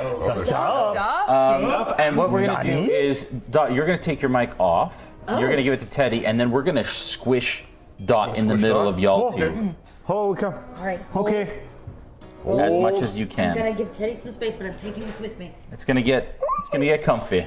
You want to bring your pillow with you? Or actually, no. You can sit on my pillow. What? You can share. Barrel spaghetti! I can have a hand of layout. No. Oh my god! Oh my god. No. No! I changed my mind. I want to go to the casino. Missed opportunity. I've changed my mind. We're going to go back to the tavern. You good? I'm in. Okay. You got it? Everything good? Okay. It's tight, but it's. I'm just gonna We'll make it work. We may a work. minute. We're mostly all tiny Yeah. with the big man over there. Good? You I have love Lean a little it. more. Do we have all the you're good. pieces for that We're just thing? gonna, like, The snuggle. ball and all Yeah, that? you're- Perfect. Thank you for being All right. When you are ready. You're so nice. Oh my god. Okay. You're I am so happy right now. What, if I may, one moment. Mike, good? Yeah. I want to make sure you can hear. Oh yeah, here we go. All right, the double doors swing open to a large 60 by 70 foot room with round and long rectangular tables throughout the room and dealers of various shapes and sizes handling patrons betting on the various games. A small U-shaped counter with 3 people dressed in evening wear looking around the room, counting money and writing down notes. A constant hum grows and wanes as a winner hits it big or a loser gets bad luck. A red-bearded halfling with a black cane can be seen milling about, talking to people and whispering into some of the dealer's ears. In the corner is a small raised stage with 3 platforms playing an upbeat. 3 performers playing an upbeat melody. 5 large crystal chandeliers hang from the ceiling, lighting up the room with a warm orange glow. Although you do not see any flame. The floor is covered in dark green carpet with a symmetrical pattern throughout its entirety. A single wooden door with a gold handle in the middle of the south wall is flanked on either side by large, well-dressed half-orcs, it appears. And 2 double swing doors seem to lead into another establishment, sorry. All right. What do you do as you enter? And you can, as soon as you get in, it's boisterous and there's this feeling, and you feel elated. You're like, chance. What do you do? I'm looking around at the tables and seeing what kinds of things they're playing. Blackjack or roulette. Sure. Poker. Yeah, you see 3 specific games. You see poker, blackjack, roulette, and craps. I think we're going to the roulette. Purely because I'm getting a hint from the DM that he wants me No, there is no hints here. I this know I will is- absolutely go to the roulette. And I'll be right behind him. I'm kind of letting him lead this little endeavor.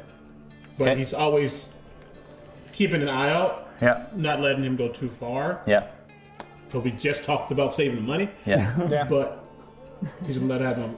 Okay, all right. You can see as he, because Sully's been with him before, there's the excitement in the eyes, but it's not the overwhelmed sounds and movement and everything of somebody being like really excited. It's almost somebody walking into a church. There's a sense of peace about him. He's less twitchy. He's a little bit more settled here. We can bring this just a bit more this way. That'd be great. And we don't want to cover the 0, but there we go. And bring the wheel this way a bit more. Actually, in fact, can we put is the wheel better on this side for the camera? Yeah. Okay. So let's switch it. Yeah.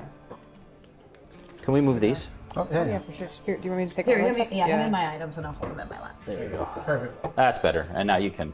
That looks really nice. Yeah. Huh? Wheeling. This way? Aha! Yo, really nice. Wheelie. Okay, and move the felt We're doing it. equal. Here we go. distance. We good? Okay, good. We're set up. Jason All right. feels better. Okay. All right, so what do you do? Sorry. Is there a pit boss who's keeping an eye on Yeah, both you, the tables? that halfling. Oh, sorry, not the halfling. Please describe the pit boss. His boss is described to be the following. He wears a nice, easy gold vest, white shirt, black tie, brown hat, and has cards in his hand as he's shuffling them constantly as he's looking over all the tables. I will wander over towards the person who's clearly sort of overseeing. Yeah, that's him. everything that's Yep. going on. Morning. Afternoon. New in town. Saw a notice on the board. Yes, sir. Get a pot up front for a first timer. Was it 5 silver? Indeed it is, sir. What is your game of chance? I like them. I like them all. I think I'll have a go on the roulette first, though. Roulette, sure. You have 5 silver starting. Would you like to put any more on? Yeah, yeah.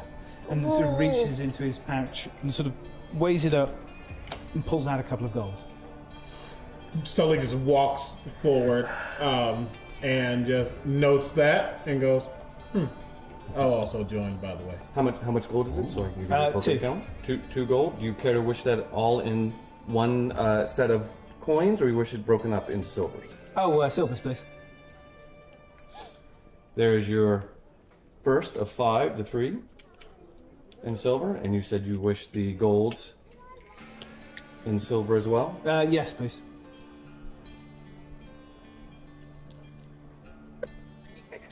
Is your friend playing as well, or just yourself? No. You put your hand in your pocket? I mean, you could stand behind me and wish me luck. As a newcomer, I'll just do the free 5. The free 5? Yes, sir. Absolutely. Are you all familiar with the game of roulette, or should I go over the rules for you? Can you just go over them again, because I have noticed that, let's just say there's a bit of variation from town to town. Certainly, sir. So the game is laid out on a green felt board. The board is divided into various numbers, as also you will see there are some various words, odds, evens. You have 1 through 18 and 19 through 36, as well as a black and a red square. The black and the red square allow you to bet on those colors on the wheel. If you notice, the wheel has numbers in various shapes and sizes randomized across the wheel. As you can see, there are blacks and reds and 2 greens, just to add the flavor of odds and chance.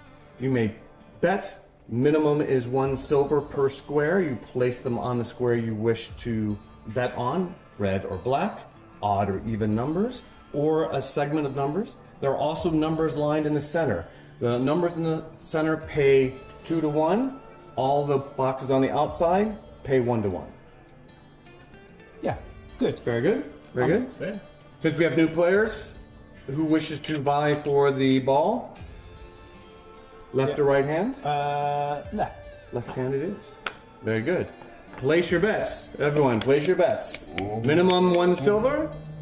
I'll just say reverence, but understand where we're at. Yeah, no, it's fine. And Mr. Smith has got the chips in his hands, and he's moving them around in his fingers in a very practiced way. He's not just sort of like clattering them. There's that cool, sort of the coin, and he just.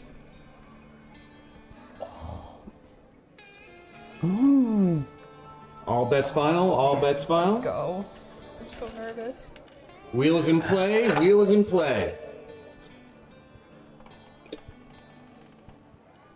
Clear the wheel. We have 2 black winners on here. Next time, better what next time? Better what's next time? We have 2 to 1 odds on there, 1 through 18. Very good, sir.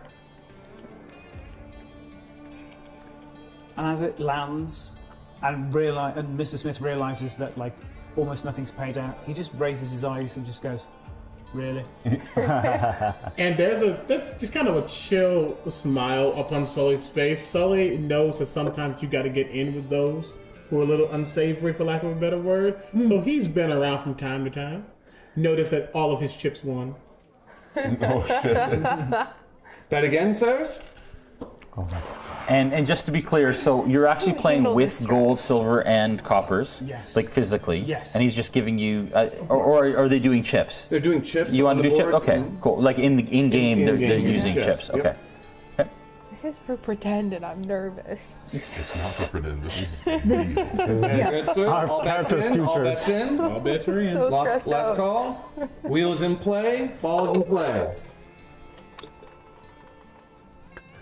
Ball has settled on 29 black. 29 black. We have winners. 29 black. One there, sir. One there, sir. Unfortunately, even. Better next time. 29 black. You get one as well, sir. And reds go away. I apologize for that. Perhaps next time. There you go. You having a good time over there? Yeah, I mean, yeah. Bet again or change your game? I think as he picks up the handful of chips and goes, "Look, I mean, bananas are expensive." They are quite expensive, but Yeah. I'm sure it was delicious. When he picks up the chips and sort of like handles them, it's not a quick sweep. It's not just, "Hey, I have winning," and he just takes them off individually and sort of, with care, puts them into his hand one after the other. And as just a mechanical note, you know that everything that Sully has done has been with his mage hand, but he has always kept his hands up front. He's not trying to cheat, he's just trying to stay prepared. Just so you're aware, that is a 5 silver piece, the red. I think we're good on the roulette. Yeah. You may take your chips to other tables, or you may cash in. One more. Yes. Bets in play. All on red. This is fun. We'll make it up. All right. Okay. She's good to me sometimes. Everything comes in threes. That in 27, sir? Yeah. That is all right. Bets all bets in. Bets are in. Wheels in play. All in play. And we finally stop on red 30. Winner. On red 30. Red 30, thank you, sir. One off. Oh. And we have here, if I may, sir, 1, 2, 3, 4, 5, 6 silver there. We will duplicate that. As I said, worth it. As I said, I mean, you hang around with me long enough, and some of it And will rub. there you are, sir. Congratulations. Some of it will rub Very off. good, sir. You're right. Right, back to the other side of the table momentarily. Maybe put your mic on your right side so that Catie, so that we can hear Dot as well. for sure. Just so you can kind of share a mic. That'd be great. Awesome. That's perfect. There you go. I think Weaver's loud enough. Yeah. We just want to make sure. All right, back to your side of the table. You all are heading back to the inn. Is that correct? Okay. What are you doing when you get there potentially? And let's say at this point you've arrived back at the inn, and this is taking a little while. So. Yeah. They're not back yet. I have noticed this. This makes me nervous. I am concerned for our friends as well. There's like no feasible way, DM, we would know that they're like in the casino, right? No, because they didn't even talk about possibly going there at exactly. all. So we it was just have a no idea tangent. where to even start So looking. We can ask around. the only thing I would say is, you said that you were going to. Did you guys decide before he went inside to ask the questions? Did he see the direction you would have walked in? It depends on how quickly he went inside, because it was right after that we started heading that way. Because I walked in, and then that's when you guys looked at the board. Like, Diddy is weird about timing, so I'm like, it probably almost happened at the same time. Yeah. Like, you walked in. Although he only asked quick questions, he may have come out and seen you down the road and going in. Yeah, he would have seen. So let's say that. Let's say that you know that they went in there. Sure. And at this point, Okay, while we're standing, Rayla goes, well, if we're just gonna wait, we could eat the crappy food in this Drifter's Haven, or we can go get some trees. Oh, you think they'd let me in? What? Even if they Where did- they? Oh, I don't know. Maybe somebody's got like a long memory or something. Even if they did not, I would be happy to be the representative of the party and purchase what you would like. I've never had a representative before. Also, okay. So we're in the inn right now, right? Yes. Okay. So Nexus is going to look at these two, because Shiv isn't there, right? Still, you're outside. Okay. Nexus is going to say, but before we do, if you will pardon me for one moment, I have business that I must attend to. And Nexus is Do you going need to to. borrow the map? No, thank you very much. I know my way. And Nexus is gonna flag down one of the people who just work in the restaurant. And Nexus is gonna pull out her little bag of coins, and she's going to say, I would like 6 bananas and 1 bag of coffee, please. I don't know if we have 6 bananas. They're in short supply, but I can give you what we have. I think we have 3 left. Thank you very much. I will purchase them for my friends. Well, all right. And goes and gets them and brings them back. Yeah, and a bag of coffee too. Yeah. What does a bag of coffee run me these days? Oh, 1 cup. I said was a copper. Didn't I? Yes. So how many cups of coffee in a bag? You're talking about a full-size bag Yeah. that's done in the West? No. Full-size bag is a maybe- 50-pound Yeah, bag. Yeah, it's Alright. like a pound, just a small. So she wants a pound wrap of coffee. Yeah. Until she wants a wrap. Yeah. Yeah. Okay. Okay, so how many cups in a wrap, folks? So cups in a wrap would be. This is awesome. It's 2,000. It'd be 24 to 36. I was going to cups. say 28 was my guess. Okay, so 28 copper. Okay. So 2 silver and 8 copper. Okay, so 3 gold for the banana. And then what was the other one? 2 silver, 8 copper. 2 silver. I'm good at math. Okay. Can't carry the 4, divide by Carry the 6. four, get your coffee, yeah. I thought the gold you gave us was going to be so much. I was like, oh my god, that's the most gold I've ever seen. And then here we are. I know. Right? And so, having gotten that, I'm sorry. What was the copper? One more time. Sorry? Sorry. 2 gold, 1 cup. Okay, I'm just gonna write it down and do it later. I'm so 2 gold, bad 1 at copper. math. Yeah. And then, as just Nexus gets that stuff, she'll just like go back up to her friend and say, "I'm sorry, I am ready now. Shall we go to get treats?" I would love to get treats. You're the best representative I ever had. It is my pleasure. All right, so you're going to cross the road to Yeah, we're just Orcage's gonna Treats? take a quick treat break. Okay. All right. Shiv, you said you wanted to head to the temple, is that right? Yes. Okay, so when you come out, you see them kind of duck into their temple, and you kind of turn and start to head towards the temple that you saw. Raymond's Sanctuary. Yes. So you see, as you approach, the same kind of tall wall that currently encloses the courtyard with the steeple kind of heading up above, and the front doors now are ajar, and you can see this gorgeous, sprawling courtyard, which is lush and green and beautiful.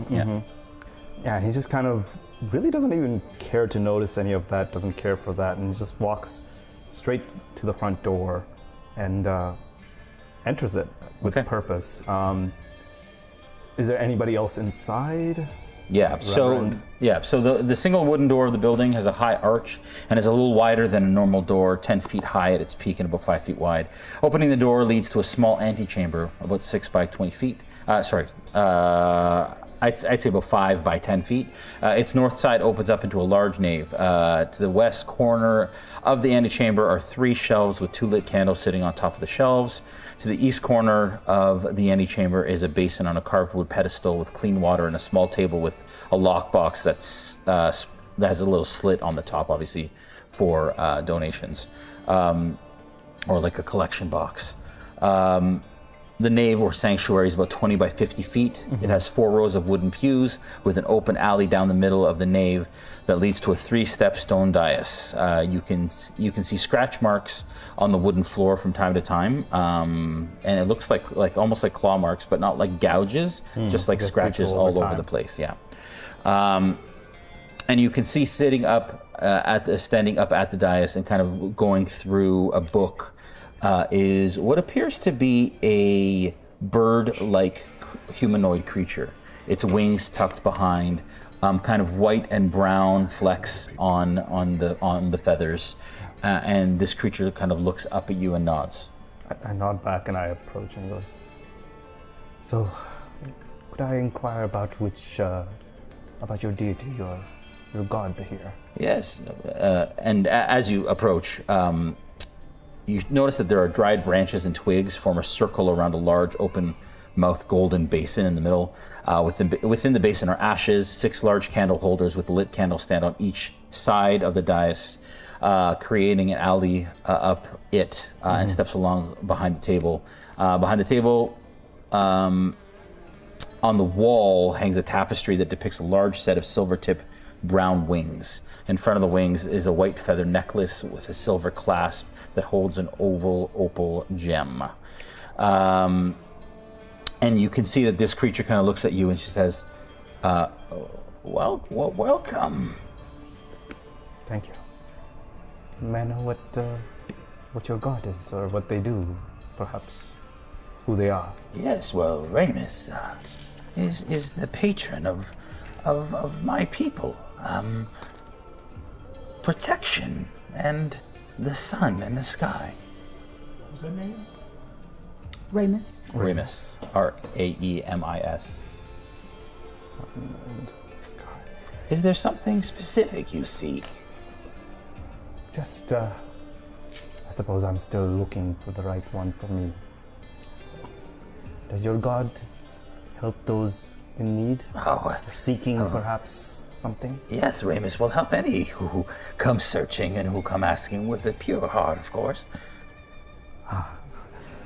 Well, I'm not sure about those requirements, but One's never too choosy, I suppose, when they're desperate. The key is not when you're desperate. The key is in the good times. The key is knowing and having and walking when we don't need her. Well, then perhaps she's not the one for me. But would you mind if I still sat down and gave my luck a chance? Yes, of course. Ramus works in mysterious ways. Please, would you like a blessing? I've had far too many and none seem to have worked out, but sure, why not? All right. One more won't hurt. What type of blessing are you looking for? I can give you a blessing for a small donation, of course. Of course. And I go ahead and toss in a silver into the donation box. And it kind of like rolls around. You both watch it roll around really awkwardly, and then it kind of rolls around and it sounds just, I'm sorry, but that service is a little bit more taxing on my abilities than a silver, perhaps. But I can say a prayer with you if you prefer for a silver. Well, I don't know if the contents of my prayer would be very kind to your ears, Reverend, but... Your prayers are your own. It's between you and her. Very well. And then he kind of gets on his one knee, and you just see him sit down, and he goes, "Don't really have much faith in what you can do." Yeah, and you're saying this out loud?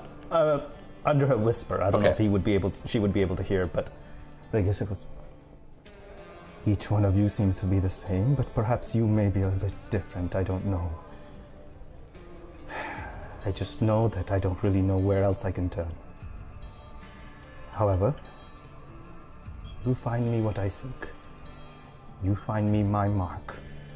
Perhaps from your wings you can see from up there much better than any other gods I've ever prayed for, and their falsehoods. But if you can do this for me, and you find what I seek, I pull out a bag full of coins and I say, all of this, everything I've collected in my lifetime, all that is yours. You say that to the priest, or you say I'm looking that at the deity, the deity. Okay. the idol. Okay. And when I say what I seek, just fine, but if I can accomplish that purpose, well, I'm yours. However you want. Percentile die. Let's go. Is this a roll you want on the Forge gaming mat? Yeah, it sure is. Can we see that? I don't think we can see that on this end. Do we want Roll it. Yeah, we'll throw it. There we go. Okay, do you want to, was Yeah, it a give us D? Oh yeah, there we go. Yeah, both your D10s. And then, D10? Is that a D10? Yeah, you got they it. look the exact same. Okay. Yeah. No, there's nothing in there. 89. Okay. You don't feel anything. You don't hear anything. It's pleasant in here, and the stained glass, brings rays across, but nothing of note. Or you don't feel anything necessarily. You just see him look up, and there's this initial. If anybody would have noticed, there's this. Usually, you see Shiv have like a very pleasant countenance, almost like a lackadaisical, like I don't care. But then that moment, you just see him become very stiff and serious and almost angry, and then gets back to where his original countenance was, and then he goes, silent as ever. Thank you, Reverend. And then turns around and walks out. All right. Back to the spinning coin. Other games of chance, sirs? Blackjack, if you've got it. Absolutely, sir. Do you wish to continue with the coins you have at hand? Yeah, if you or turn do that wish over, there's blackjack on the back. Are you kidding? What? Oh my God. Is this? You are correct. Oh my life! My life is so complete right now. So we play single deck, blackjack. I'm going to remove the jokers. You know what Nexus would be really good at is counting cards. Oh. I'm so sad I'm not here right now. I see. You say that it's single deck black and white. What? One deck in a shoe? Can nobody count in this town? Shoes are expensive, sir. Well, we found one. Anyway, that doesn't matter. Minimum bet is a silver. Sure. Anyone else? I'm just here along for the ride. This is Since you were the first person, sir, you may cut. Good with that cut, sir? Yeah. Very good, sir. Ready? Play. All bets down.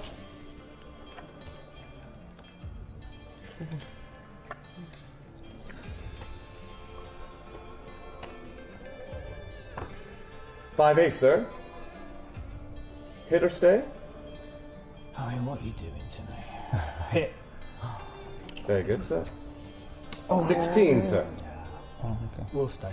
Stay. Sir? 14? Why not? Hit. 18, sir. Another hit? There's actually a moment when the 18 comes up that eye flashes again. I'll stay. Very good, sir. Dealer has showing 14, must continue to hit. 18, stays on 18. Push. Loss.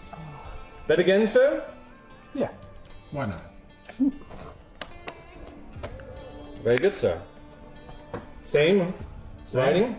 Same. Excellent. All bets in. Amazing. There we go.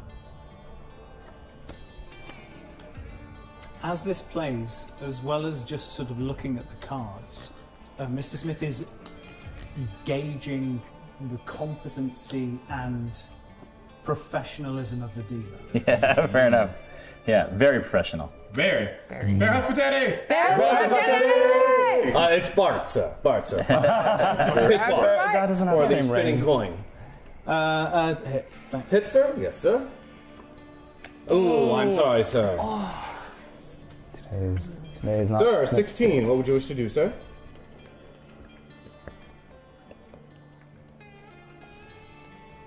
Hit. Very good, sir. Ooh, 23, sir. Apologize. Dealer hedge. If I can pick it up. A 12 shows.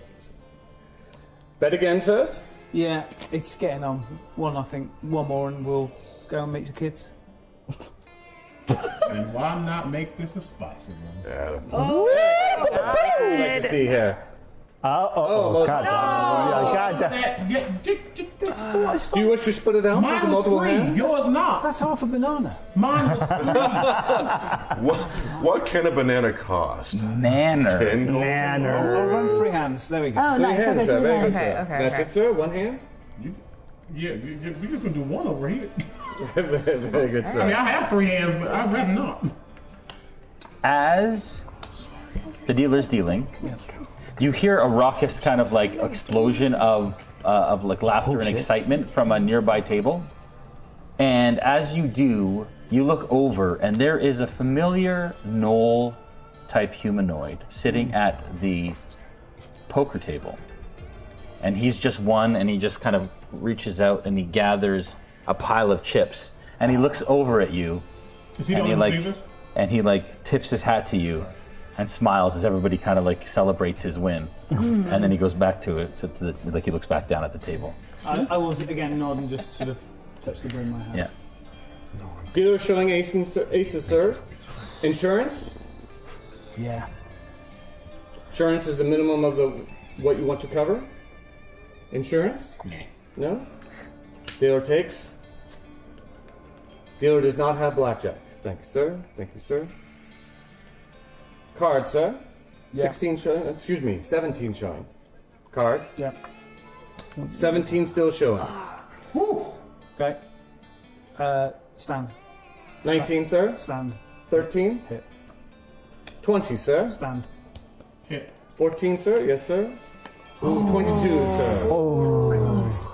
Sully. I'm not. This Dealer was free has money. 19. Ooh. You will stay on 19. You have a 17 here, sorry, sir. 19 is a push, and a 20 is a win, sir. Very good. Nice. Excellent. And the people who've kind of gathered to watch kind of clap a little bit. Golf clap. And, you know, it's a little quiet golf clap. And you look over again and you make eye contact with the gnome, and he's like, I think we're done. Thank you very much. Oh, thank you, sir. Very much, sir. Please come again. Please try the other games. Thank you. You are a credit to your profession. Thank you, sir. And usually he taps, puts it down into a cylinder. Was Clint indicating that I should come over to the... he sure was. Yeah. You see Mr. Smith pause as he looks at the door. And he looks at the table. Oh, I'll be 1 second. A mage hand goes on your shoulder. Oh, I'm not going to play. Well, I'm aware.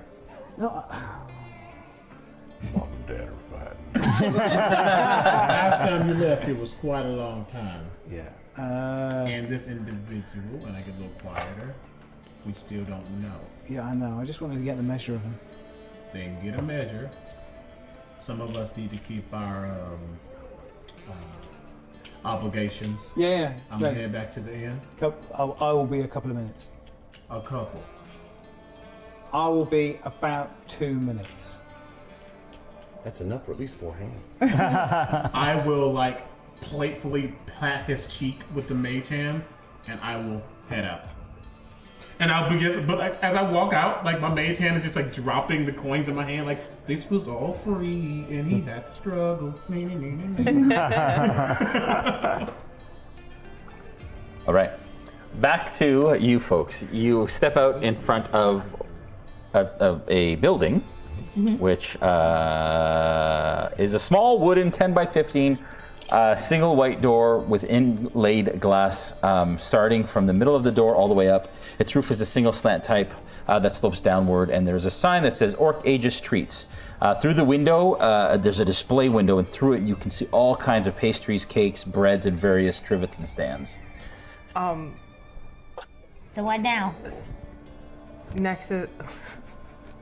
So Nexus will look at her friends and she'll say, "All right, shall I go inside and make some selections?" Wait, I want to go inside. Look how shiny it is. Yeah, y'all should go on in. Wait, you're not gonna go inside? There's history. Is there anything in particular you would like me to get for you? Yeah, hold on, and pull out my gold pouch and I hand. No, this will be my gift to you as my friend. Wow, you are the best representative. Just maybe 1 to 19 of everything. Okay. So Nexus is gonna just like the door open. Yep. And like and walks up to the proprietor of the Wedler place. takes a moment in the door frame to look inside and look outside at Archie by themselves and sits with Archie. Blink. This is so dumb. Nexus is gonna do like one quick like Terminator scan around the place. She's gonna look at the proprietor and say, "Hello, I would like 6 of everything." And at that moment, so behind the counter, as you step in, you see such sweet, delicious smells hit your senses. You are, I'm going to say overwhelmed, but depends on how you feel, by the smells of sweet cakes and heavenly smell of fresh bread. As you enter the building, you see a glass case to the east, with a 15-foot wide open space in the east wall leading into a large kitchen area, which obviously is where they prepare all of the goods that you see. The glass case is filled with rows and rows of scones, biscuits, breads, cupcakes, brownies, cookies, and pies. Behind the glass stand stands an 8-foot tall female half-orc wearing a white apron and a chef hat that bumps up kind of along the top of the ceiling. Behind the half-orc, you see a female human adding icing to a freshly baked batch of cookies in the shape of cacti. Around them are ovens, cooling racks, and baskets full of various types of bread. A brown door centered on the north wall leads out from this space. Yeah, Nexus will just walk up and she's really like convinced that she needs to bring back one of everything for everybody in the group. And so she's gonna just go back up to the counter and say, "Hello, I am Nexus. I would like 6 of everything, please." Hello. Welcome. 6 of everything. Would that be expensive? It might. Do you want my prices first? Yes, that would be good. All right. Well, let's see. It's a long list. Oh my god. As you imagine. Perhaps I do need to meet my friends again, but I wish to surprise them with some of your goods. Perhaps it may be more advantageous of time for you to give me your recommendation, and she'll just like, I'm gonna say like, Leroy, 5, like just reaches in her pocket like 5 gold and say, as much as this will get me for my friends. Oh, well, absolutely, right away. Just so we know, just so you know, bread is around, I'm just going to wide range it here. Bread is around 5 copper per type. Okay. Rolls, baguettes, all that kind of stuff. Desserts are around a silver, so those are like strudels, danishes, things like that. And then there are special things that they have. A full cake is about 10 silver. 5 gold. And so you have a lot here. And then there are a bunch of specials. And you see like there's a little kind of board that says bullet cookies, good luck cookies, sturge cakes, desert buns, sugar dumplings, dragon donuts, and bark skin biscuits. Get the cookies. So we're just going to say you get Just a bunch. a smattering of all kinds of... And then, What's that? Cornucopia? Yeah, a cornucopia, as it were. and then of as that's baked goods. happening, Nexus will be like, do you have any bananas? No. Bananas are hard to come. Bananas are hard to come by around these parts. Bananas. Cool. And so Nexus will sort of just like take like it's just bags and boxes, I'm assuming, just like just a stupid amount of stuff. Yeah. And just sort of like elbow it through the door and then come back out to like Archie and just be like, do you think that this is enough? And Archie's eyes just get bigger than you've ever seen, even the one that's a little bit squinty. Oh, that's, yeah, it might be enough.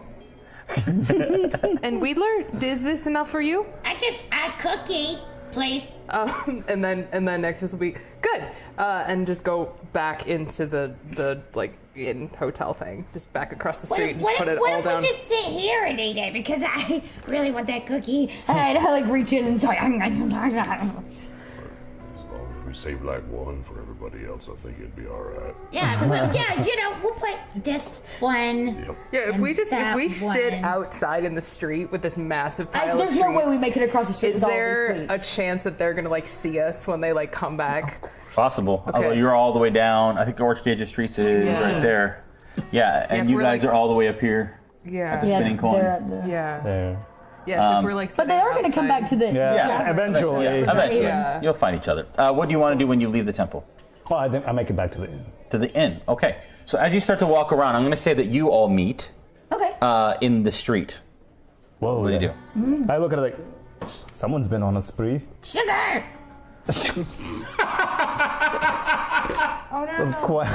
Sugar! Well, yes. Archie has a really great idea of going to the sweet shop. I mean, yes, that's a fantastic But idea, I but sent my representative. And look!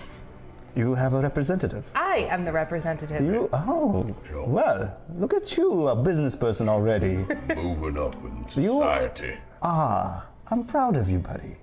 Thank you very much. Are I'm you, proud of you. Oh, well, I haven't done much yet, but Would you like a cookie? Or a cake, or a pie, or a scone, or some bread, or some And donuts. something or called some a cra- croissant. well, I'll take whatever you can give me. And Nexus will just hand him an entire cake. Yeah, cake? Did you want this? No, I couldn't. How about this? this- And I take out a little knife and I slice up a small slice for myself and I take it out. I'm like, this is for you all. Go for it, Archie! It's just. So, what have you guys accomplished today? sweets. We went down and we saw the cemetery, and there's a hole and a scary man, and we saw Quaggles, who lives in a fantastic little abode, and he told us that Tweedler may still be alive. Isn't he like your granddad's age? Yep. Well, good on him. What? I mean, in the sense of like living this What long. you got from the fact Tweedler's alive? The goblin who brought a pen and ink, or no, paper and ink alive? I mean, I'm sure You're that means... complimenting his old age? Would you like a cookie? I have my slice, thank you, but I'm perhaps have a late. cookie there, really. I got pink frosting in my fur. Oh, buddy. Yeah. It's just like We just everywhere. had a wash. Just sprinkles in your hair. Yeah. How about this? You tell me what was so fascinating about him being alive still. Because he and Papa Wheeler were supposed to be dead. Right, and hence why my compliment of his old age. But no, it's important because he knows what. Right. Treasure on the map. He knows. Fantastic. Well then, that's a good clue. Did you know which direction or how or where? North. I mean, north. Yeah. Just the entire direction of north. North out of town on Crossing Junction, Crossing Avenue. Fantastic. Oh, that's okay. That's a close one. Nice, nice, very nice, very nice. How about you? Oh, well, it was quite boring actually. We just went and talked to the law enforcement. Really didn't learn much. Oh, actually, no, we did. I lied. Turns out the mayor's dead. Yeah, we saw his grave. It's empty. And you didn't choose. That wasn't part of the. Oh, it did seem like the important part of the story. Right. Not when they're Clearly, we have different. Tweedler! Clearly, we have different priorities here. Okay.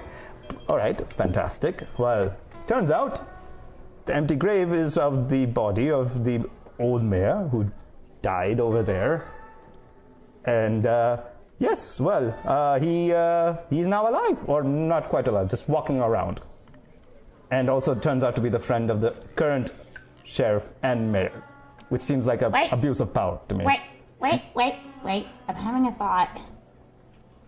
The sheriff is now the mayor? Yes. Why didn't they pick a new mayor? I don't know. I mean, I'm not quite familiar with the ways of this town. I bet you know politics. I am aware of many regional politics and traditions, but in many small towns, people wear, if you will, many hats. Like the Mushroom Man. Oh, yes. Makes sense. Where did he die? Did we ever learn where exactly he died? I remember him saying he died. Oh, I believe do you remember The shop. The shop. You remember the old burnt down building that was on the way here into town? I'm into town, yeah. Did you happen to come across? Okay. Well, then, yes, that's where he died. It seems like Burned in the house? Well, I don't know if he burnt the house down, but it seems that some other person was at foul there. Wait, you talked to the sheriff and told him that there might possibly be an undead walking around town? Yes. What did he say? Apparently, he already knew that something like that might happen and had someone else on the case. Or no, he had someone on the case on who the murderer might have been. He might not have quite known about the undead, but he didn't seem particularly, phased, especially considering that was his friend. I think if I had a higher intelligence, I'd be suspicious, but I say instead, that's not really why we're here. It sounds like their problem. If he's got somebody on it, then we should really just stay focused on going in the mine, getting the babies, It's and mine. finding the treasure. Mine yeah. The mine is mine? No, it's mine. It's It's his. yours. The mine is yours. No, it's mine. It's mine. Back to the spinning coin. This is madness. I love it. Great. All right. Well, I've left. You left out the door. Yeah, I left. Okay. I'm heading back towards the end, so. Yeah. I see this mess. All I want to do is wander over towards the crowd of people who are watching the poker Sure. game and stand with them. I don't want to go up to the table, don't want to... It's clear I'm not playing, but I'm observing. Yeah. But also, I'm standing in a position where I can see the knoll, as opposed to standing behind him so I can see what he's playing. Okay. All right. And he's got his cards down on the table, and he kind of looks back at you, and he says, and the people who he's playing with go away, so he's now alone at the poker table, and he says, "Well, you're gonna join me." On another day, at another time, I would love to. Unfortunately, I've got a busy morning. I just thought I'd pop in and have a quick look, before day gets started. Well, when I first looked at you, I realized that you were brave and maybe a little competent. I didn't know you were yellow.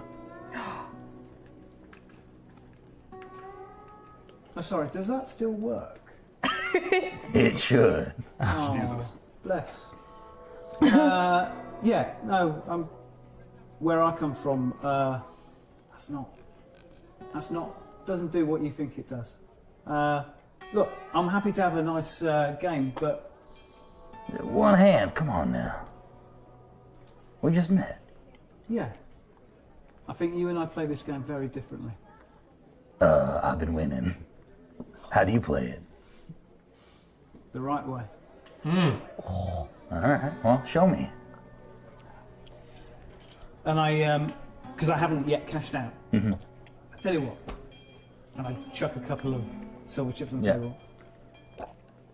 I'll spot you next hand. Oh, you don't need to spot me. And he kind of comes down to his pouch and it jingles, and the weight of the jingle in there. So I'm doing all right. But dealer, Yes, deal sir. it up. That'll be his ante. Very good, sir. We're What- playing. Yes, sir. I was gonna say, what game are you dealing? 7 card stud. Jokers are wild. I ain't got time for that. 2 down. Come on Yeah, now. last You don't one want to down. throw away your... It's the thrumming I have.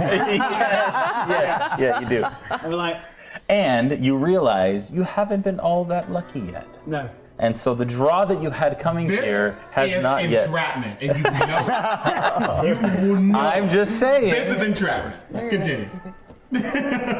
And He has just full the control. The tingles and the Full thing there, control. Like, I'm sure I'll be fine. And I'll pull up a chair. Yeah, buddy. Good. New player, new player, new player. Do you need, as a new player, do you need cards to help you understand how to play the game or hands? Anyone else interested in understanding the rankings? I mean, Yeah.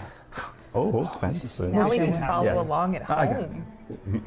I don't need to try to. I didn't think so, but you know. Yeah. Can't hurt that. Silver's minimum bet. I see we've got the ante already in as already doubling the ante. Very good. Dealer Can we one- move that stuff just over a little bit just so I can see what's going on here? Then I'm going to stand a little bit to deal, Please. just so Yeah. I can reach you. Yeah, yeah. Okay. So a total of 2 players. Yeah, correct. 2 players. At this point, what do you all do? You're having a conversation. I think we're Where at do you this plan to point. head? What's that? So I want to play mean- poker. This is fair. I'm eating sweets. Yeah, I mean, I think we're solidly Waiting for waiting for everybody our to get friends out. to come back. While She's not particularly interested While in Hilly it. deals, yeah. So where do you all want to head? Has Nexus been actually eating anything?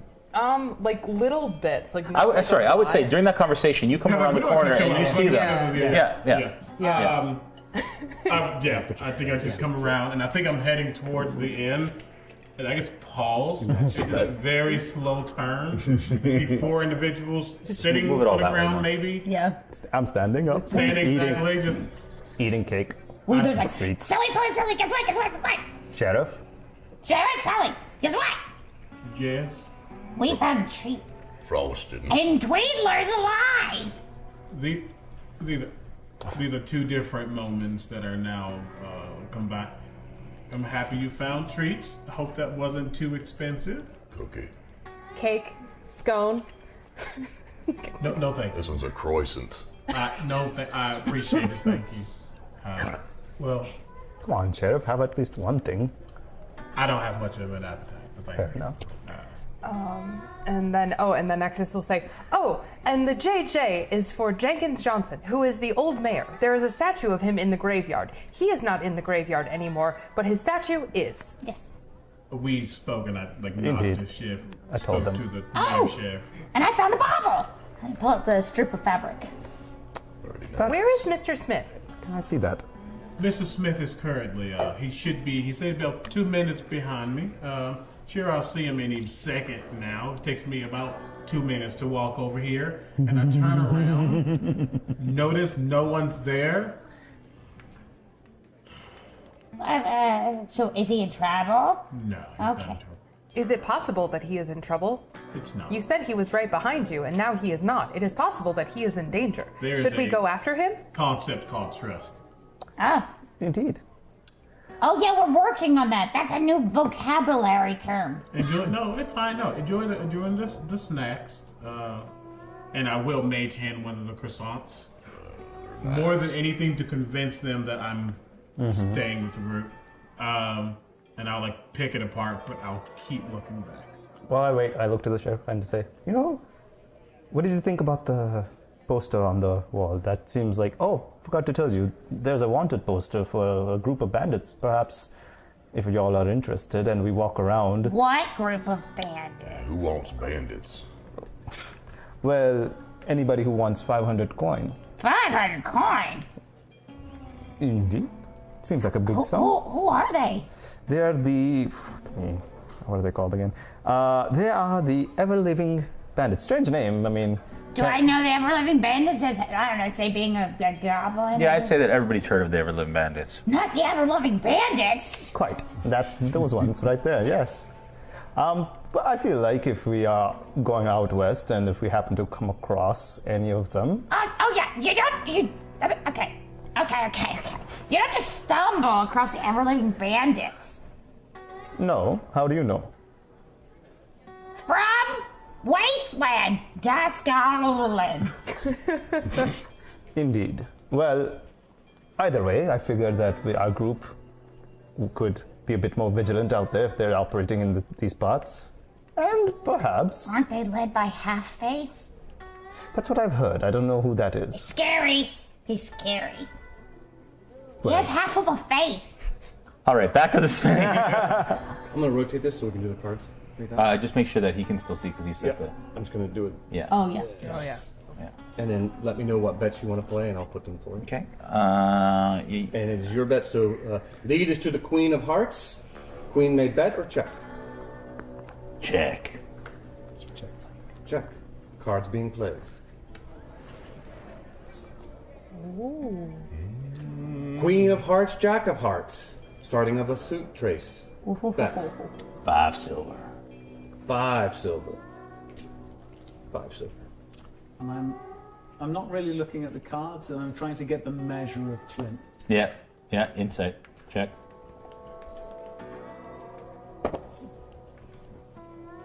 $17. All right. With the 17, there's a confidence that comes with this. Like he's already won this hand. Yeah. And I Oh. mean. Oh, sorry, check. You check? Yeah. Right. You sure, sir? You're folding or checking? I hadn't touched the cards. You may change your check. No, I will. So yeah, with that, Yeah. get the measure of him, Yeah. and just nod. Just throw the cards on the table and stand up. Fold to the gentleman with the Queen of Hearts, Queen and Jack of Hearts. Well, all right. Anyway, And he pushes the coins to you.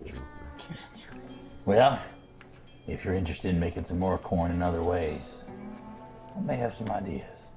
I'd like to cut a ear of gin. All the Westernisms in this show. Yes, please. yeah, I got some business this morning, but I mean, I'll be at the tavern later if you want to grab a drink or something. All Right. I'll see you there. Uh, Thanks, don't by the worry way. too much about the others. Yeah, well. They're an interesting crew. Yeah, they are. All right. And again, passes a Thank you, chip sir. over to the dealer. Okay. Walk out. You pass the silver to the dealer? Yeah. Right in front of you, tips of gold. Oh, Thank you, sir. Have a good night, sir. And so I walk. I go and cash out. Okay. And then as I go to leave, again, before I walk out the doors, Yeah. put my hand on sort of the door frame, close my eyes, and there's a little sadness in him. And then just move out into the street. Sentinel check. On that. Oh. It's already happened. Oh. 26. Okay. Nothing. Out of the ordinary. All right. As you leave out the door, you all, if we can just move the map real quick. Place all of you where you are. So you were all outside of the treat shop. Sully joined you there, and you are all kind of there. As you all, as you kind of hit this corner here, and you all see him come around the corner, slightly. Right from around the corner in the blacksmith shop, you hear the clop of horse hooves, multiples, and a group comes into the clearing just past the blacksmith and stops in front of the town hall. And you hear, Mayor Jenkins, we're looking for you. And that's where we're going to end the session for this evening. No, thank you. No. No, thanks. No. We're going to keep going.